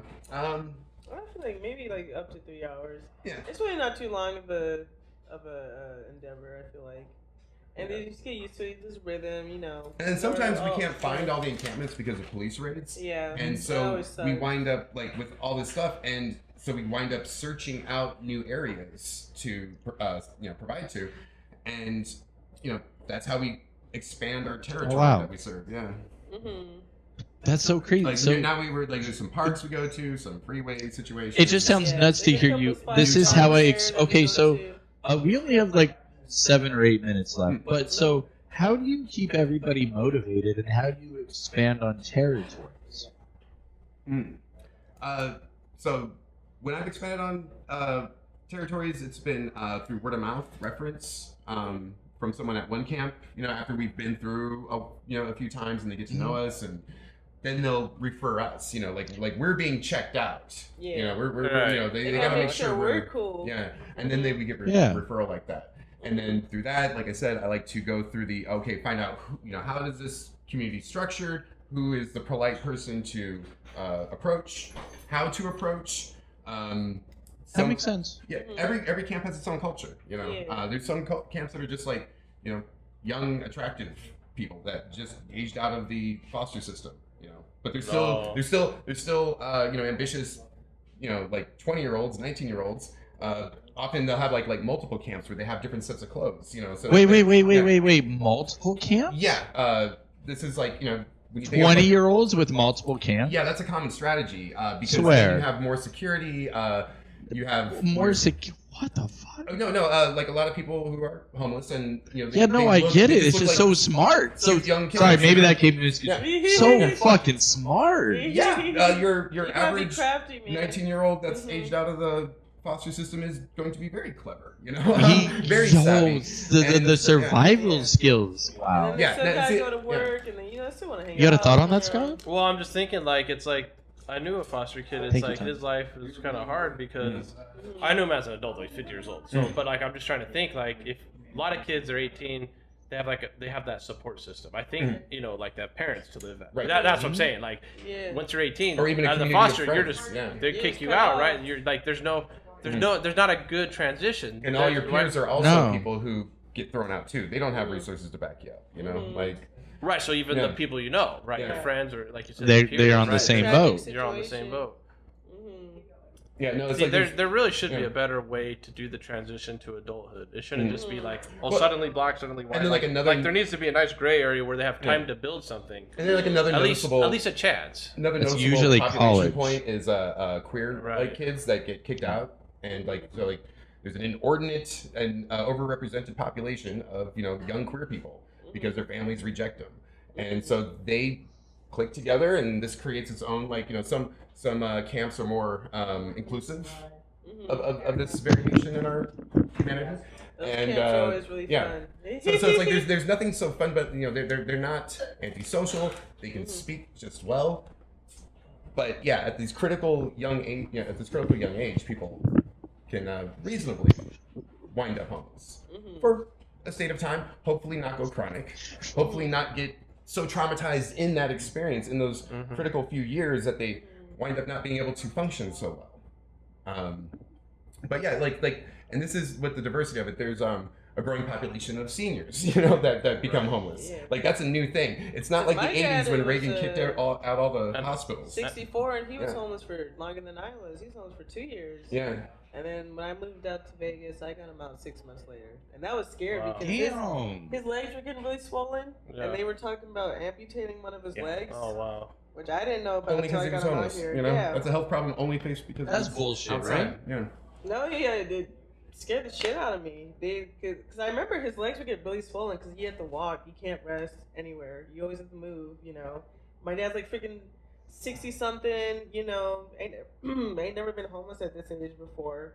Like he can't work. He's already retired. He's got Social Security. There's no housing. There's really no option. I had to get him out because he wasn't gonna get out on his own. And if he stayed there. Like, I got a sister out there. She's been homeless in the Bay for like a decade or so. I can't get her out. I mean, Wow. she's just like die out injury, there, yeah. And that's like the reality of it. People get lost, It's sad. It's sad, It's frustrating. Mhm. Well, okay. So first, I would love to have you guys again. Anytime you guys want to come on, let Always, me know. yeah, honored, Oh, yeah. I would, I would even spend a whole week promoting it next time if you guys want to come on again. That Amazing. sounds Yeah, no. awesome, man. That being said, Scott, do you have any questions before we have let him go? Well, this is like, I want to know if I understand, like, if I were to like sum it up, like what you guys kind of do. It's like basically it's a support system that, in other words, that for other reasons the other support system failed, whether it's a government helping or family, like they don't have any of that. You guys come in, give them food, give them water, give them friendship, and give them leadership. If they say, hey, you know what, I really want to get out of this situation, and you're like, maybe you'll help them, maybe not, but like you're not over committed to that. But I like that you're giving them the support system that doesn't exist. Like it only exists, like you said, if I'm coming in there, I'm trying to preach something, or someone's trying to come in and I have some agenda because I really want them, I want him to work for me or do something, like you know, whatever. It's like that means that's a selfish reason to go in there. It's not, you know. And I think people would think like, oh, how do I help them? But it's like you really got to change the question, right? It's how do you wind up enjoying it yourself? Right. How do you have wholesome pleasure? Okay, well, and that's where like the friendship comes in, and then the leadership, because one, you know how to get out because you've been there. I think that so you can relate to them. So you're past the part of like, cause some people are gonna judge like, oh, you know, some people don't want to help, you know. Yeah. But I'm just saying, like, you've already like you do wonderful judged, work, yeah. You know, so you know what that feeling is like. You know, like you're like how you described like each person's different, but like some people are more timid because of whatever, or vulnerable, or like how you said it, or some people are like they got their guard up, they're ready to fight maybe, or you know, whatever the situation. I think that's really cool that you just build up a support system. So is that somewhat kind of accurate to what you say? So, I think my biggest message I'm trying to send to people is just like, we're trying to spread community, you know, the importance of just, because we're all in this together. And I feel like with all the stuff that be going on these days, with like mass shooting, this and that, you know, it's like important for us to look out for each other, you know, look out for our most vulnerable community members, because we're only as strong as our weakest, you know. I mean, if we can't take care of our weakest, how are we gonna take care of you? And you're not even doing that bad, you know what I'm saying? Like everyone matters. Yeah. Everyone matters. You know? And also, it raises the expectations for all of us. You know, like if the low, when the bottom is higher, you know, when we're not thinking about people that die in the streets from flesh-eating bacteria that they contract because they sleep on the rocks in the pool of water underneath Las Vegas, you know, when that's not the bottom, okay, then maybe we can really get our shit together when it comes to the entitlements that we are due, such as, you know, not living in debt, not paying a bunch of money for rent, getting paid better, having, you know, like that gas isn't so expensive. You just uplift all of our struggles, because I mean, you know, people with families right now are really like, they're going hungry right now. They're not outside, you know, but they're eating worse. And so like if nobody's starving, then we can start working on people eating better food and having vacations, you know, throughout the year.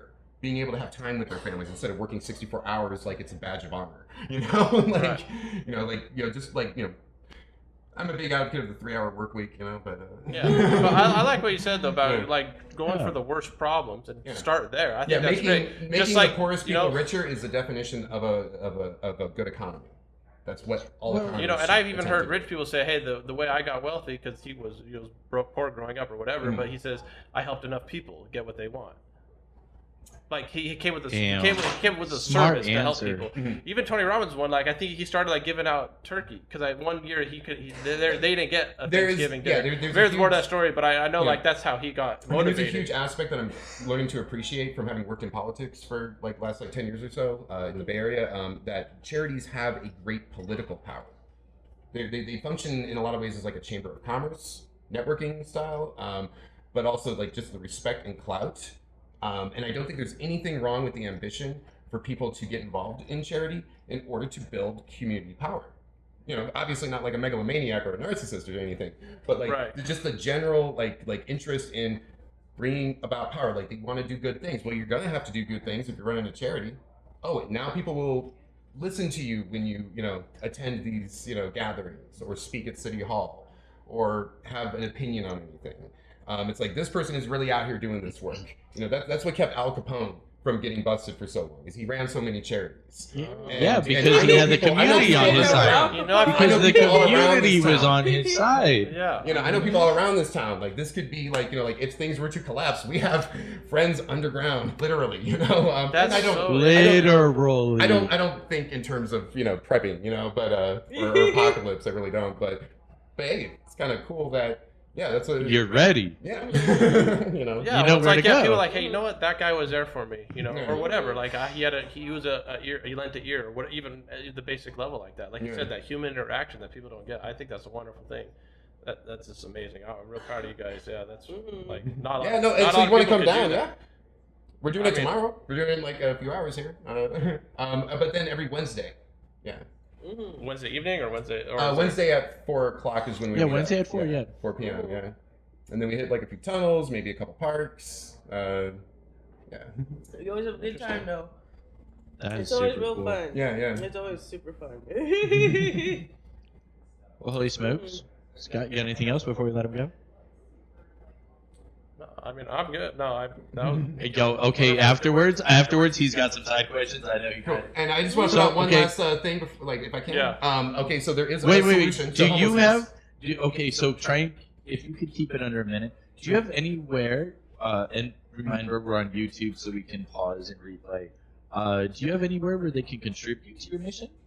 Holy Smoke Las Vegas. Holy Smoke LV. Let's get the. Yeah, we get the actual website. Yeah, let's We get do this. have a Let's get this website, spot and on. you Yeah. can donate on our Instagram too.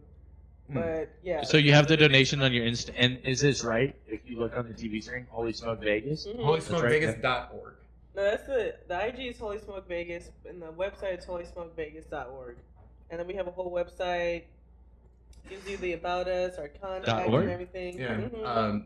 Okay, so my one thing I want to close with. Yeah. Cool. Okay, so there is a solution to homelessness. It's extremely well known and applied in the United States. They did it in Utah, eliminated homelessness by 95%. Wow. Yeah. Okay. You just give them homes, and it's cheaper.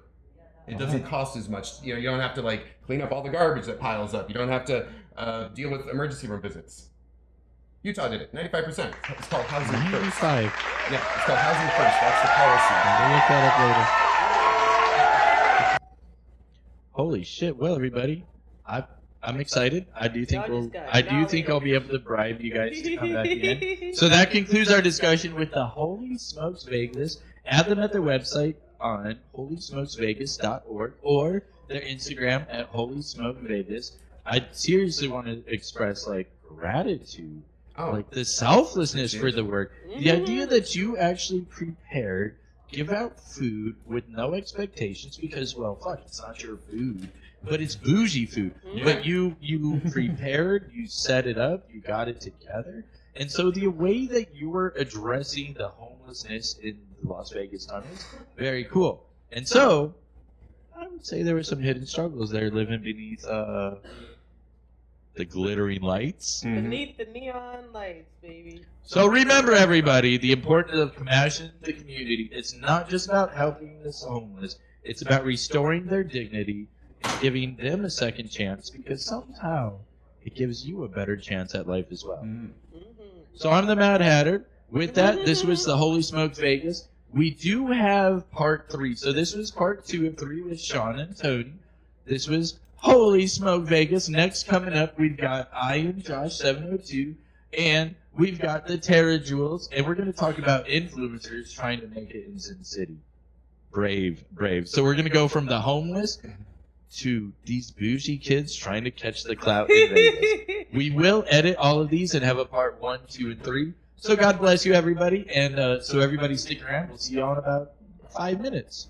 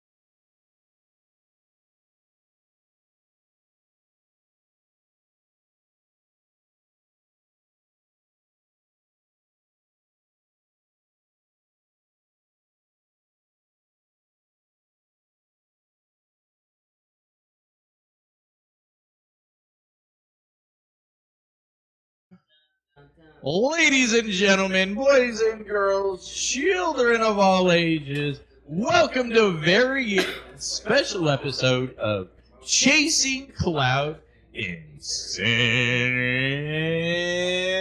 City. Jesus Christ, I don't even know where. I'm just gonna, I'm just gonna get right here.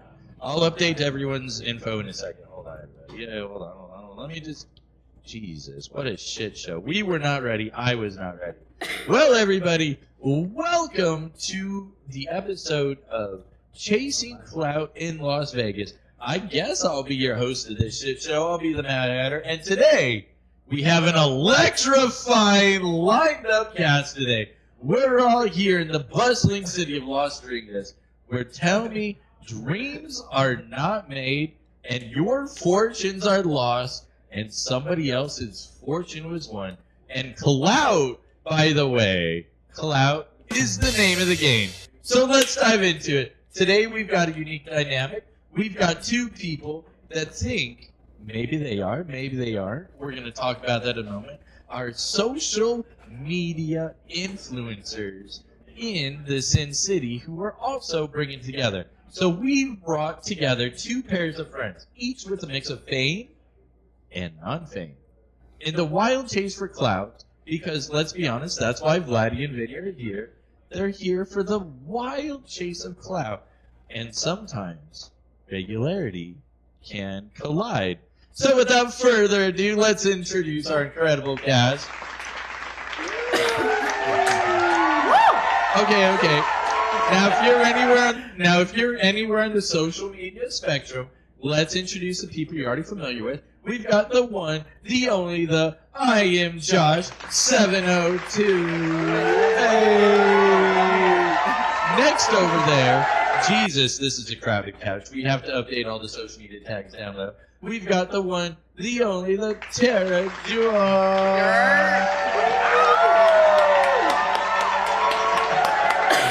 my gosh. Whoa. But now here are some larger-than-life personalities. Get ready. This man quit Tesla to make his own business, then went to go work again and said, fuck you, cocks, and decided I'm going to create my own business again. Welcome, Vladdy Daddy. Vladdy Daddy! And then, the one who brought everyone together, the one, the only, the he's too cool for everything. Well, one day he's going to be Instagram famous. The one, the only, Vinny. Let's go! All right, everybody. As we go through the clash of fame and anonymity, let's go to the one who has been on the strip in Fremont most. Hola, that's me. Hola. What would be, let's just start in with this. What would be the first no-no? The first no-no? Of all of this, before I even tie into any question you think I'm going to make, what would be the first no-no? And this is a very vague question intentionally. This is set up. For clout chasing, I would say, shit. People's names, adding other people's names into certain things. I feel like that's a big no-no on my end. You know what I mean? For me personally, like I'm not. So gonna what say is the people's biggest names question that you regret asking? that I ever got asking? I would have to say, like, what's the worst thing you've done to your ex? That's always a rough one when people. Tell You me asked that? Yeah. Like a girl was like straight up, oh, I slept with my ex's dad, and I was like, what the fuck? Wait, with their ex's dad? Girls really Yeah. do that? Yeah, so she said, so I was like, what's the worst thing you're dead? She's like, your ex. She's like, oh, I slept with his dad. And I was like, God damn. I said, the world's rough. Fellas, be careful because, they'll break up with you and then sleep with your daddy. Or your mom. Or your mom, yeah, either or or. your mama. Or either or. Doesn't matter if you're a female or not. 'Cause if I were a girl, I'd want to go after their mom. Not even because I'm lesbian, because I just feel like that would hit harder. It's a deeper revenge. Yeah. That's some cold. You guys are real life right now. Okay. So to our quote-unquote famous friends, how has fame affected your perception of clout? And do you feel the pressure constantly? Or do you ever feel like when you go to work, because I know you guys haven't made millions yet, but you do have enough fans, both of you, where the attention is real. And we'll get into that for both of you later, because you're both single, and so I have a really good question for that. But let's just start out with, has any of the pressure hit you? Like, do you ever feel like you need to stay relative, or you honestly don't give a fuck and you just feel like, I just need to be me, and this is I gonna feel be like you constantly have to like post if you want to stay relevant with it. Like you constantly got to be on your story, posting something on your story. If you don't start posting your story all the time, I feel like the views go down of who's watching your story because they're like, oh, I'm not The posting anything. algorithm. Yeah. So if you go on a vacation, do you feel like you have to post it? Absolutely. Or hey guys, I'm right here. Where are you looking? Sorry. So if you go on a vacation, do you feel like you have to post it? Or if you feel like you have a thought or see something, do you feel, because by the way, I know those Instagrams, I see them. So when you feel or see something, do you feel like, oh, I've got to talk about that and share that? Is that for you? Is that for them? So, I feel like. Well, for me, I feel like it's for both of us. especially I'll 'cause get it's to you people two that- next, don't worry. Because I feel like it's people that are following us and everything, you know what I mean? So, like, they're coming along as part of the trip, you know, because they see the way that you live your lifestyle and what you're doing. So I feel like it's you and your followers going along. You know what I mean? That's how I feel about it. So do you feel like you could have a vacation and not worry about bringing your followers along? No, not really. Not anymore. So now I know what you do. I see your Instagram. Your Instagram has nothing to do with vacations, by the way. And now you think, by your own words, 2 seconds ago, that anyone gives a fuck about your vacation if you're not embarrassing the drunk tourist? Well, even when I go, like, on vacation, like, I went to Portland and for vacation and for, like, / work. But I was there, like, interviewing and everything with it because, you know, that was the work part of it, was the interviews. And I brought everybody along to the clubs and the interviewing. So I don't know. I feel sometimes I'm still learning. But yeah. You can have fun with it. Yeah. It's like part of it. You know what I mean? Like I remember I went to Barcelona and then we went to Malaga and I got into a fist fight with my mom's best friend. So I said, "Fuck you guys!" I got a 2-hour taxi to the airport in a foreign country where I don't speak the same fucking language, and I just went to a bar and I streamed. And I had a blast. And I went to Amsterdam. Well, sometimes you have to ditch everybody to have a good time. But I streamed throughout it. You know what I mean? Like I had fun with it. I was at the bar. I was streaming, and like before the flight, you know. Yeah, it's like little breaks in between. It's like hold on, I'm at a new spot. I'm gonna stream right here. Then you go to the next spot. You hop on live. You know, a little bit there, and still. Oh, these other two. Okay, so for my non-famous friends who. Well, that's why we're here. You want to be famous. What do you find clout, and what do you think it takes to get into their world? And listening to them, is that still a world you want? In a business sense, I would say it's a professional outlook on how you would see that clientele base within like the business world. Like if somebody's purchasing a product from me, that's my type of clout, is having an organic transaction as well as communications based on my product that I'm trying to sell, as well as services rendered. And the way that I see that's the type of clout I'm trying to get, is just professional clientele within my business. But I utilize my platform SLR Tech to portray advancements within the PEV world. That's Wait, why that's what? my type of clout, is sharing my Wait, so are you trying to be an Elon Musk kind of clout? What? Wait.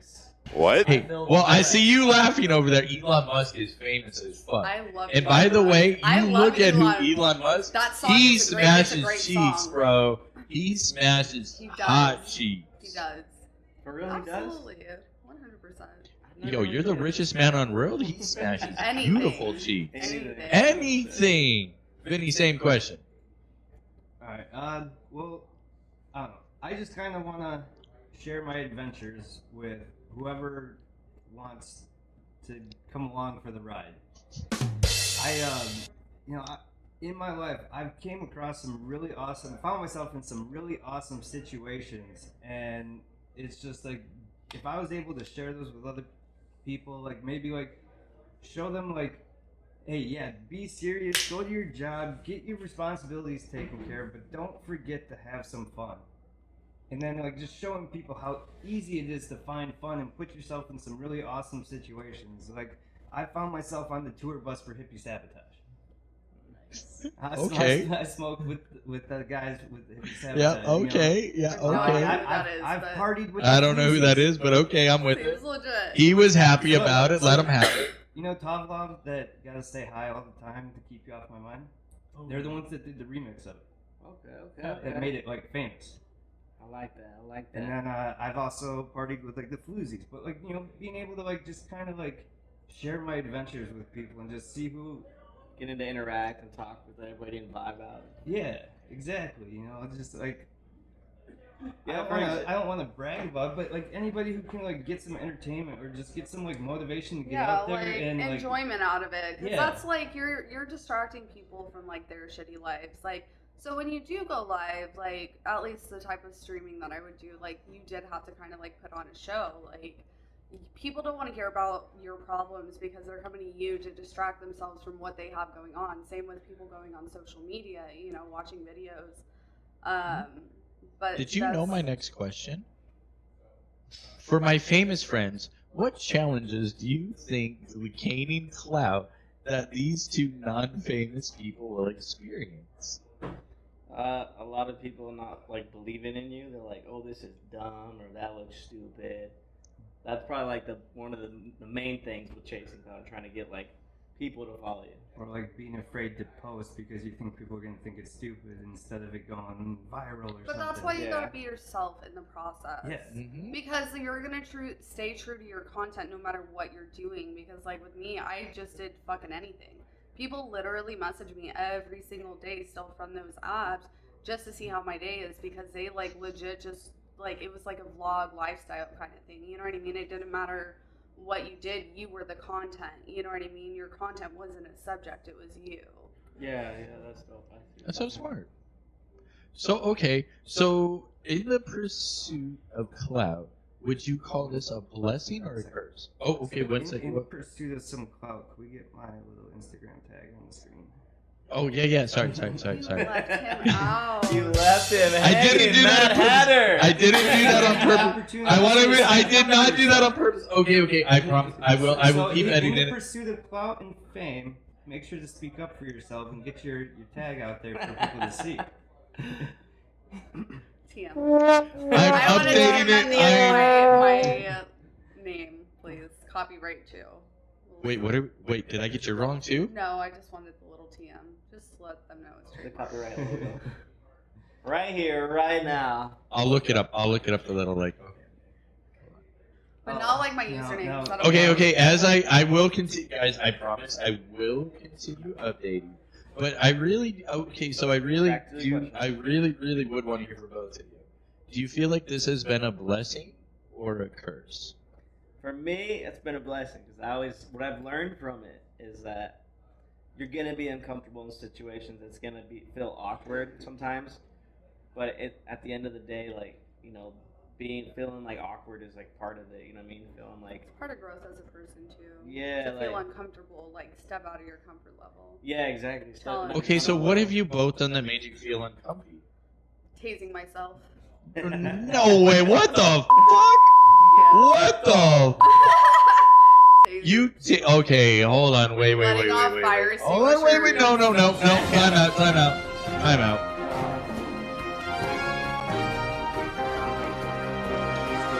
Story time. Dun, dun, dun. Why you tased yourself? Why? It was on Meet Me. When, What's the story behind that? Please tell. I was actually in, I don't know if he's even still on there, but he was like this bigger gifter on the app. And so when you'd go live, it's just like his gifters in the broadcast. And I went in there, and of course, I was hogging the box. And, Of course, naturally. I was having a dick off with Hey, somebody. big guy with big bag. Why not? You're like, yes, daddy. I don't want to work anymore. Roar. Well, no, somebody. Give me that in big his- dick with no, that big It wasn't bag. even him. Hey, I don't blame you. I do that too. I've actually done that for It wasn't a even rich him. It girl. was somebody in his comments yeah. that said, "I will give you a cruise ship if you chase yourself." I said, "Do it right now." He sent So it perspective, in my what is a DMs. cruise ship cash out value? I don't remember back in the day. It's like $50 to $100. Yeah, I was like, oh, screw it, and he sent another So- one, and then he did a jet. So he sent 2 cruise ships, so at least $100. and then the jet, which And was then another 20. $50. No, that's way 25. more. Way more. That was like Oh, 100 all or right. 200 bucks. So girl made $200. Yeah, Hell yeah. So you'll tase yourself for 200? I was pretty inebriated. She was ready for the 200. I Said, wasn't "Save even now for the live though. I 200." was literally mooching off But- of somebody else's live. I wasn't So- even live. I was like, You were screw it. live, but No, you I were on wasn't. somebody else's live. Yeah, I was literally. Well, you're live in the sense on your I broadcast. was co-hosting. Okay, I there was you go. co-hosting. So in the moment of being tased, did it hurt, or were you like all in for it? For real. They got me to do it 3 times. 3 fucking times. I have the video, What? like the first. God Yeah. damn. No They almost got me to do it way. in my neck. Well, because they kept sending me stuff, and I'm They like, said to oh, do it in your screw it. fucking neck. Yeah, and then they were So- like, all right, it was enough. But That's how aggressive. excited? So for money, you get excited for pain? No, I just do stupid No, things. no. You looked pretty excited there. I just do really stupid things, like I do stupid things. creatively. Creatively. Creatively. But it works. It's good. It's fun to watch. You know what I mean? Like I said, I make people feel better about their shitty life. Okay, so this By brings me judging into my mine. next question. And then we'll get back in. Okay, so actually first, no, we'll skip to it. I wrote down a bunch of things. So, what sacrifices have you both made for this? So, what I mean by sacrifices is making sure that your mom hates this, your dad thinks you're a weirdo, your friends are like you're a fucking idiot. Other friends don't talk to you anymore. Some people think, Josh, you're a slut because you hook up with all these girls. What? Never. Like, what sacrifices have you made in pursuit of clout? Tom Terry. Look at Vlad. Vlad hangs out with Josh, by the way. My parents definitely didn't agree with it for a long time, and it like had a really bad resentment.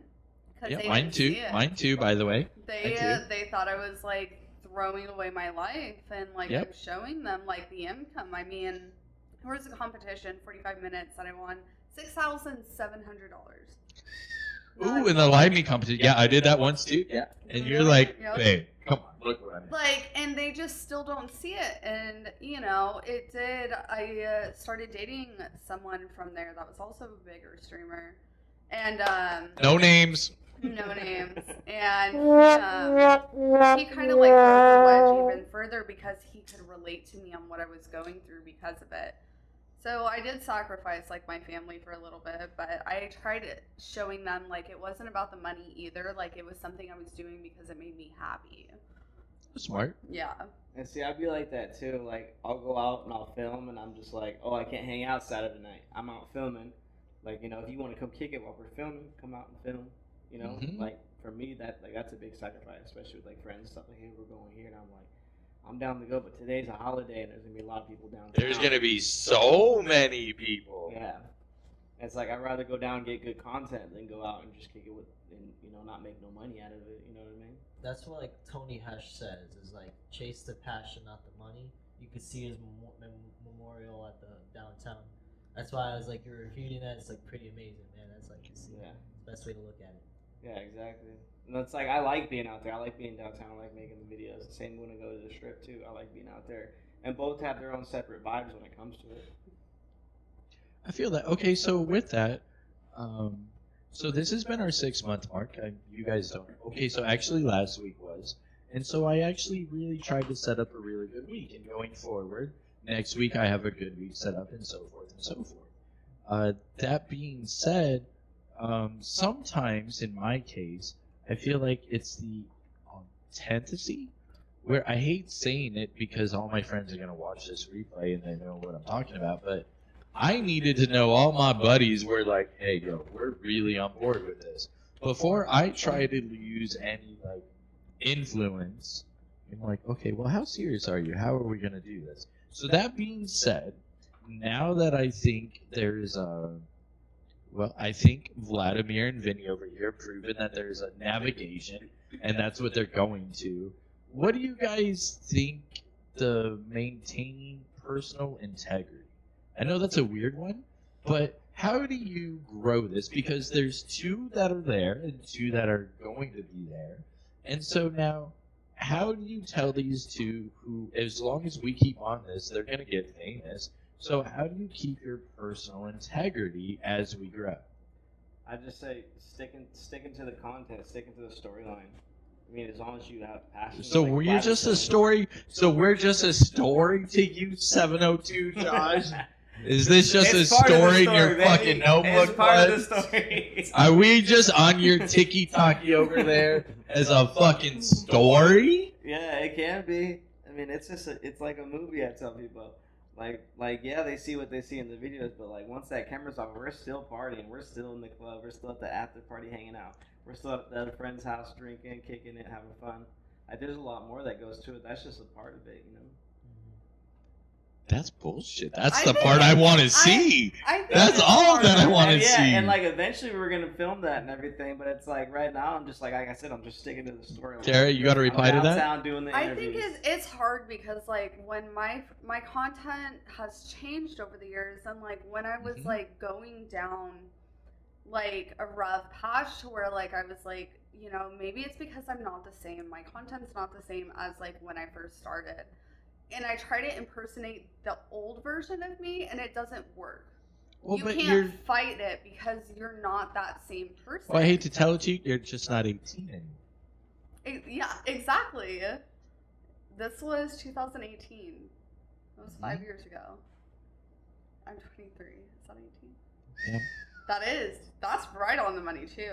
That's crazy. It was. Legit. I was Yeah. 18, but I did it up until Listen, I I was know what app we 22. met each other on, and where you were at on that app, and where I'm on that app. Which one? Live Me. Oh, I started on Meet Me. Oh, tits. Well, that was your first mistake. No, I As I'm on Meet Me. I'm sorry, Meet Me. I love you. Meet Me. I know I'm live on you. I love you guys. I love you guys. No, I Sorry, swear. we're on numerous Mad platforms. Hatter's being a hater. I was top one of the Canceled. top badges on there. I got my top badge in 2 weeks. Oh, you were one of the first top I badges was. on there. That's I right. almost Yeah. passed George That's UK right. at one point. I killed it on there. Y'all don't know who that is, but I do believe me. That was a big deal. Yeah, Yeah. you can. Yeah. No, oh, red. No, we don't put it. You have red. You have to put it in a red cup. Red cup. We don't put that on TV. We don't put that on TV. Am I We okay put to that on step red out real cup. quick then? Yeah, get the fuck out of here. Go get yourself a red cup. Get yourself a beer. What the fuck? I didn't want to. But yeah, no, I was originally on Meet Me, and then I went to Live Me because I thought because it was more global based, I would do better. And I did that for a little bit and got good at that. But I did a little bit of in between. I did tagged. I did Oh, tagged. Okay, I gotta ask. For you that don't know, it's a very urban. Urban. We're being PC here. We're not trying to get canceled. I'm on tag, by the way. I love tag. I had a great time. It's What was your exotic. experience on tag? A lot of sexual harassment. I'm like, I can't talk about like a penis because I'm like getting threatened to just to get shot at. It was just bad. They Ooh. don't take intimidation well if you tell them you have a penis. Okay, so I have like 3 more questions before we wrap this up. Okay. We'll switch it for a bit, and I'm just gonna be generous to my non-famous friends who are about to be famous. As we continue to grow, how do you plan to actively seek attention and recognition, but stay true to you? Marketing. Wait, can you repeat question? Well, Yeah, slow that down a little To bit. my non-famous friends, as we continue to grow your fame, how do you continue to actively seek attention and recognition, but stay true to who you are today? Hit him, Vlad. The way that I see it is, I come across. I'm a social butterfly. I love talking to anybody that they initiate the conversation with like the products I'm usually on, and they're like, "Wow, that's really cool," and it's like from there I create that relationship with that person that I meet at an understanding level where it's like, "Hey, I like the idea that you like something that I do. That is amazing." And honestly, as long as you see it that way, that's all that matters, because initially I'm just trying to create something that's overall going to benefit, like, the overall travel from point A to point B. And make it longer so you're able to just drive. Before I sound like a walking billboard, I just say, I just love talking to people, It's just like, be like, hey, you find interest in what I do? That's amazing. Let me teach you, but, like, summarize it very shortly. Just teach you what's really going on with what I got going on with these products. So it's like the batteries that I build, they're like just like very modular, and it's just the way that I see it. It's just something I like to do and share with everybody. So, Vinny, Yeah. same question. Fin City. all right. I'm gonna go with the flow type of guy, and I'd say, I would keep putting stuff out there, and to stay true to myself, I'd follow this rule: if my weed's not allowed to go with me, I'm going in the wrong direction. Oh, Yes. Don't move to Texas. Preach So I'm it, a- Vinny, huh? so I'm gonna throw you both under the bus at the same time. So you guys don't know, but these two are actually fighting right now. They're best friends, and they're sitting next to each other. This is why I have them basically on his cam. wow, Ah. took the time to do this shit. You see what they? Okay, So we're on camera right now. How do we get you to hug and make up and No, be no, best no. friends again? Oh yeah, we're on This is camera. pressure. Yeah, that's right. That's right. That's big pressure. That's That's that internet. I'm chasing clout. Did you see Vinny's face? You're gonna give me a scholarship after this one, I promise you. So how do we get you two to hug right now? What do we have to say, It's dude? all my No, wait. fault. Who has to yell? Who has to yell at each other first? Or who has to say sorry so you can hug? Get me a blizzy and a lighter. No. Who has to say sorry Can first? we be friends? What? Does Vlad have to say sorry first? No. Does Vinny have to say sorry first? Who has to say sorry? No, I blame my. Listen, Vinny doesn't do anything that's bad I've ever seen in my life. I'm gonna be honest. Fucking saint. I just want to poke his buttons. Just like be like, I thought he yo, was gonna say go his backflip. butt. It's just I like. thought that was going a different direction. Yeah, like not in a weird way. Like But- just, like do a backflip. That almost did take a weird turn out. Yeah, and we're moving on. I'm gonna let you slide from that. You guys can hug later. All right. So let's talk about the power of being influenced on society. Let's move on. We only got a little bit of time left, but I do want you two to hug before the night's over. You don't have to do it on camera. So let's talk about the power of being an influencer today. Because you both, okay, so let me give you an example. I could piss you both off, either one of you, in a crazy way, and you both could influence 50 to 1,000 people, depending on your day, luck, or time. You could convince 50 to 1,000 people to call my phone number, which, by the way, you both have, and you have my house address, and so you both can do some naughty things. So, do you think that you influencers have a responsibility to use your platform in a positive way that's solely about your own personal gain without fucking over people who literally might shit on your face, and you have my phone number and my home address, and you're never, ever, ever going to abuse your privilege? Because, again, what you guys have is a privilege of power. Honestly. Did I hit you both with too much there? Did you not realize you had that power? I could though. That's Yeah, crazy. Yeah. No, I thought about it. I was like, damn, I could. Yeah, It's I know funny you 'cause could. It's like you'll have friends that hate on you. It's like, bro, I could really like Ruin mess your with you a little bit life. if I wanted to. Like I really could, you know. I could send 50 people to your house just to TP it. For Right, fun. and neither, by the way, neither of you said no. Neither of you said, you're like, I wouldn't. I mean, could. no, if someone really deserved it.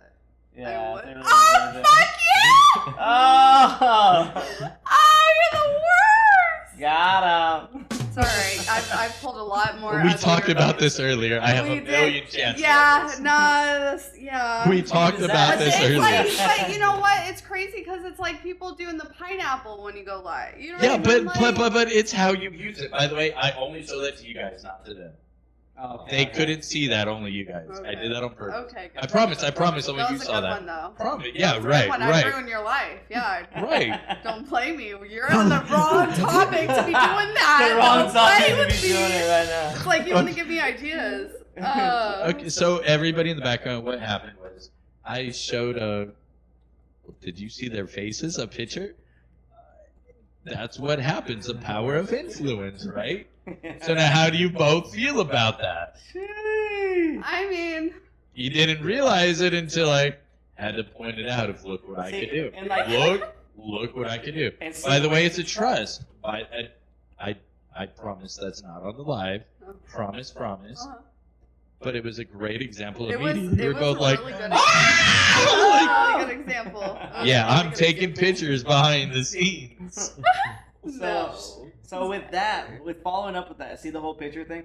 The thing about Uh-huh. the power of influence. I had Yes. filmed a video downtown, and the guy was like super wasted. He had lipstick all over his lips. So you have a responsibility. That was my first word, responsibility. Yeah, it's like we have a responsibility, but at the same time, people are adults, and if you're out in public drunk, That's bullshit. that's on fucking you. You're exploiting drunk adults knowing what you're doing. Okay, so it's one of those things, there's a situational thing.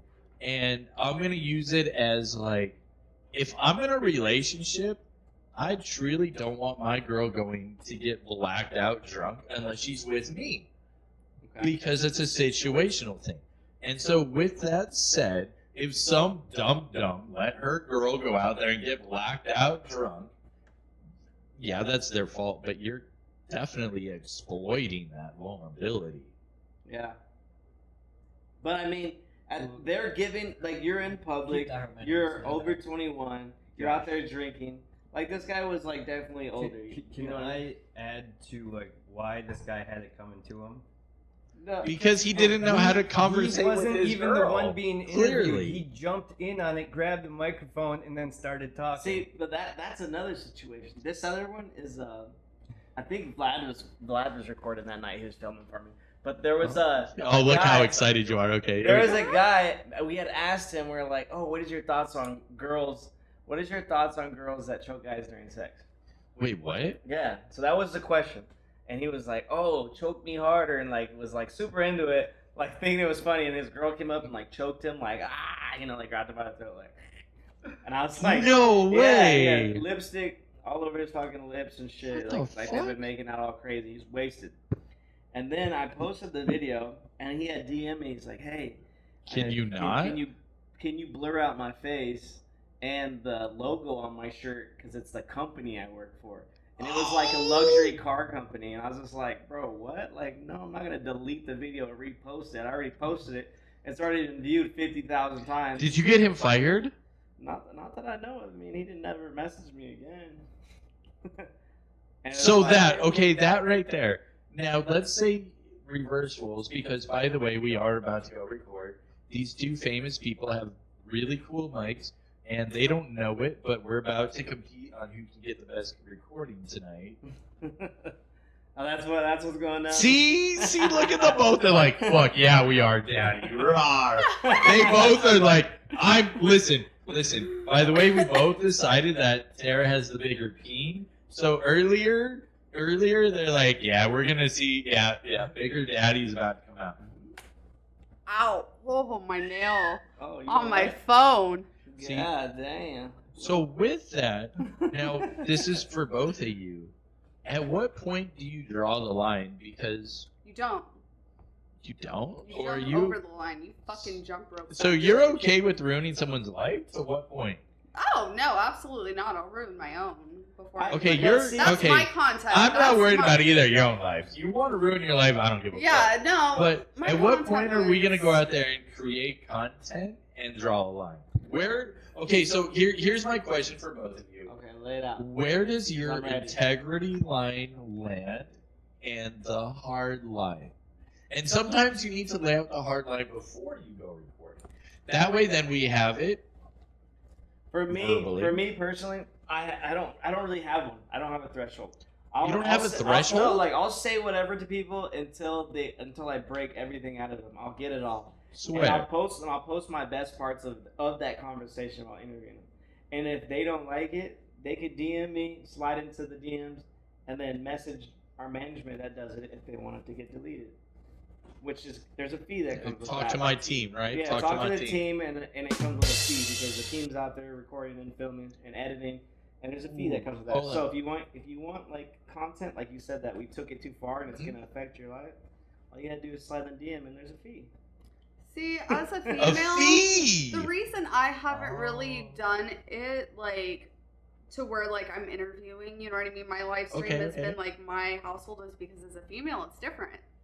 Yeah, You can't because look a certain way and approach people without them thinking some type of way. Girls get intimidated, and guys try to fuck. wait. I've seen your Instagram and your shorts. If we're talking about just today's Hatter's alone, on it, girl, you're a thirst trap. Like, bro, But I what? tell people I have a dick. Bro. My personality I doesn't don't- reflect okay, how I I don't give a- look, though. You are a third. I know you, so I don't even like. I just giggle. Like, damn, bro, you're such a thirst trap. Tell me that one picture where you're. Hold on. You're like, hey, daddy. Rah. Like, come on. You're like, ooh, like you quit playing. Stop it. But seriously, my Stop content isn't it. like that, though. When I go live, isn't like that. Wait. What? Wait. What? Wait. What? The what's going on behind? Every time I say wait, there's a What? What? What? What? What? They hear. It's different. My content is different. Like, when guys try to hit on me, I tell them I have a dick to, like, deter them from, like, treating me like that. You know what I mean? So you How many post guys a actually thirst believe you? trap, There's and then some guys that are okay with being gay. Like, it's crazy. So crazy. So like really, that doesn't bother me. How big is it though? They all know, too. Josh is like, "Don't worry, I'm bi. I'll take it." Shut the fuck. Don't listen to him. You guys have been great. You're a savage. That was a good one. I like that. Okay, let's break it down. We are almost at the end of this. Okay. To my non-famous friends, what has been your biggest challenges trying to reach or break into what my famous? So, by the way, we've been doing this 6 months now. Last week made 6 months, and so yeah, we had to delay this week a week, but you know, it worked out. So we've been doing this 6 months, which means you're kind of interested in this. You guys have been pretty consistent for 6 months. So, what do you think your biggest challenges have been trying to break into this? For me, in a business standpoint, I would see it as competitors that have. Not business, no, personal. I know, but that's my Personal. form You. of law. I don't know like what kind of. I don't need to know about your money. That's no, not. that's not what I'm saying. I'm saying. Dude, like, you just doing this for money? No, I'm saying it like in the business sense. That's the only way I can see it. I don't want to make it like I don't. But this isn't business. I- This hopefully is a hobby that becomes a business. know. Yeah, sure. But essentially, I don't want to like abide to that type of clout culture. I want to adapt to my own bracket of clout based on. Do you want to be business. Bill Nye, the science guy? You have to cloud off something. You can't. You have to. You yeah. have to cloud. There, you can't get to the E-bikes. top without clouding. But so do you want to be like the Bill Nye of e-bikes? Futuristic ass e-bikes that you see in Blade Runner. But there's that more type to- of shit. I say it's I don't always think hopping people off smoke of it. enough weed for that yet. Like, let's get all of it federally legal, and then we can talk about it. Vinny, same question. My biggest challenges are I get so caught up in the moment sometimes I forget to hit record. I don't document. I don't document. No way! I'm You just living life, and it'd be nice to have someone just who follows me around and documents all the stupid, crazy, awesome high I shit. know do. that feeling. And see, and Vinny, I'm always like filming him too. Like when we're out, I'll film him. I'm like, he's Vinny, and I'll fuck with him when I'm doing it too. And and then after that, it's like I'm a stoner, Vin City stoner. I want cannabis content, but you got to really tiptoe that censorship line when you're introducing. Yes, we do. You have to. Cannabis into your content, and It's a fine line. so I just kind of got to get more familiar with those roadblocks and how to get past them, and still stay true to what I want my content to be, which is heavily censored. Yeah. Okay, well. And seeing with that, you always gotta, if you stay true to yourself and post the content you want, but find a way to censor it to where it's appropriate for all platforms, to where you're still getting out there and you're still getting the clout from it. Okay, so I have the perfect. I'm gonna not interrupt. I'll leave you forward to it. So, what lessons do you think you could each learn from each other during this random hour of let's call this a random adventure, with two people there, or almost there, or there, whatever.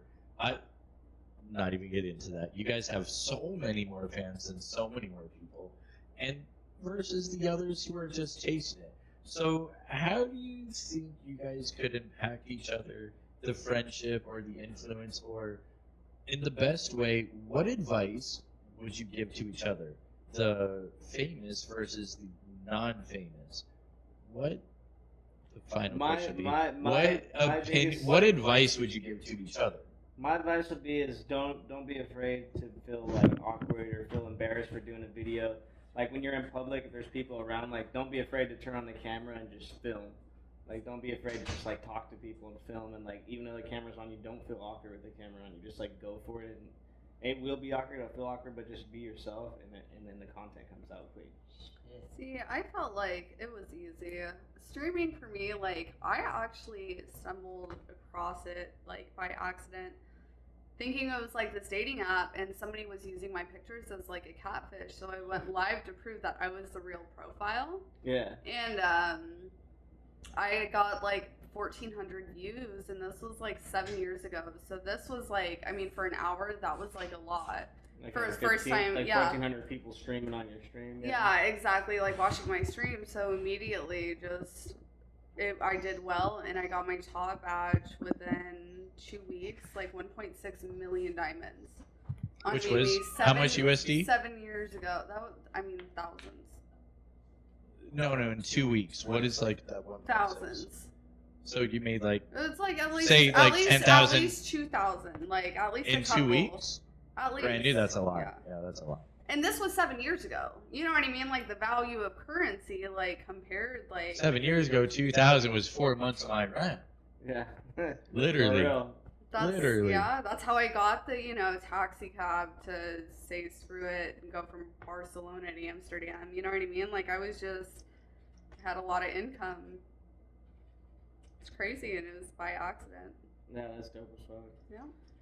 And it's like you resonate with it. It becomes personal. Like it becomes Yep. like part of you, especially streaming and everything, and then being out like in public too with it. If you're doing content in public, it like becomes part of you, and like you just want See, more. I of never it. did like public content. That was never kind of like my thing. I would meet people from Today's the the day. It's yeah. Today's the Well, day. at Are least you the ready for fucking- this it's, today? It's different because I feel like because the censorship and stuff like that, if I were to do that, like, you know what I mean? Like, I don't know why I get so bold when I drink, but I'm like, let's try to get banned. Like, I do that shit too. Yeah, we'll talk about that. Fuck Yeah, it. that's a conversation I'll have with you both off camera, not on camera. Yeah, I know. But That's yeah. an off-camera discussion. Yeah, that's why I just don't do it in the public. Like, that and like a vibe, you know what I mean? I need to smoke my blunt. Off camera, though. Red Solo Cup. So yeah, so back to that question though for the fellas over there. Don't be afraid to post content. Just post it. Be a part of it. Just do it. Like, be in the content. Be in the now. Don't be scared to show it. Like, just feel like secure in your content and just go for it. That's what I would Ooh. say. I came up with one. Do you feel the need to prove yourself as you're clout chasing? As like, okay, so the thing is, I actually know you both behind the scenes, and I've got to know you both, and damn, I know where your confidence is and isn't. I could pick on you both. I maybe could make you both cry, maybe not. But the thing is I know you enough where, like, I know the real you and the internet you. And there's a respect thing. Like, recently I made videos. I would never disrespect my friends. You only show the best of people.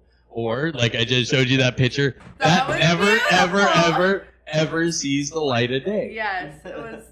But so there's a respect thing. So do you ever feel your need to prove yourself? Or where does your confidence of internet and you My exist? confidence is me. That's why I don't have to worry about it. You know what I mean? Like that. Yeah. I feel like I've got, now that I've kind of like learned myself, like, and thinking about like the content changes and stuff like that, maybe I should go back to the old me. I'm like, no, like they're in it. Fuck for no, you. right? Yeah. Fuck no. If they don't like them, well, if I get Fuck 'em. arrested, then I can like reassess. Don't get arrested. Yeah, no. See, If I ever push it too it's far. like you said, like, oh, you're like there's the internet you and then there's your personal you. But it's like, yes, you feel competitive with the personal you also sometimes. For me, I feel like personally, That makes sense. I'm like, I gotta be better for my content. I gotta push this more. I gotta take it to this next level. Because my boys would call me like, hey, you should do this. You should have said this. And I'm like, yeah, I should have. But like me as my personal person, like like off camera is like, yeah, should I or shouldn't I? But the guy that when I'm on camera, that persona, I'm like, shit, let's do it. Let's push it to that limit and keep going with it. So it's like you do kind of battle between your personal life and your filming life, but it's like at the same time it all comes together as one, and you just gotta be yourself and do what you do. That's really beautiful. Thank You two over there want to add anything before I get my I just want to point out. Vlad's That's actually really return- beautiful, Vlad's Josh. return to weed has him looking like this right now. Yeah. Just like this. My heart. I can't believe it. Let's see what you guys All do. right. Well, I get the pleasure of running this shit show for the last 3 hours. My name is the Mad Hatter. So, ladies and gentlemen, this has been the last hour. We've dived into the world of clout chasing. We've even got to talk of fame and non-fame. We got to explore the pursuit of recognition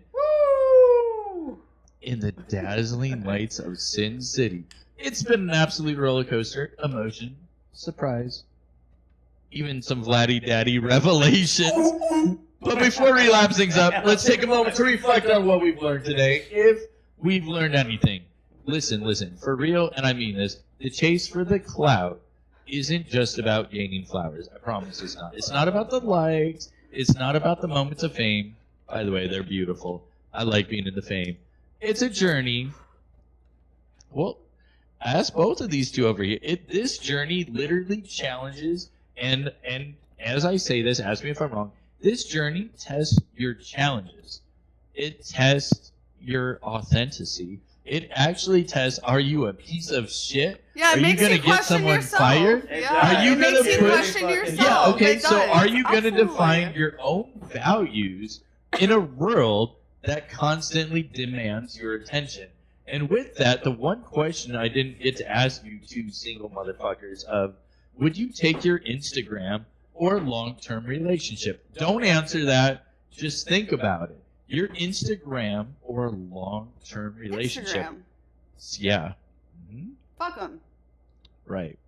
Josh picks the same thing. It's crazy. I know. But that's So- part of that's so part by of the your way- life. I yeah, have so by that the part way- too. So by the way, you're both single, but neither of you will give up your Instagram I could for not.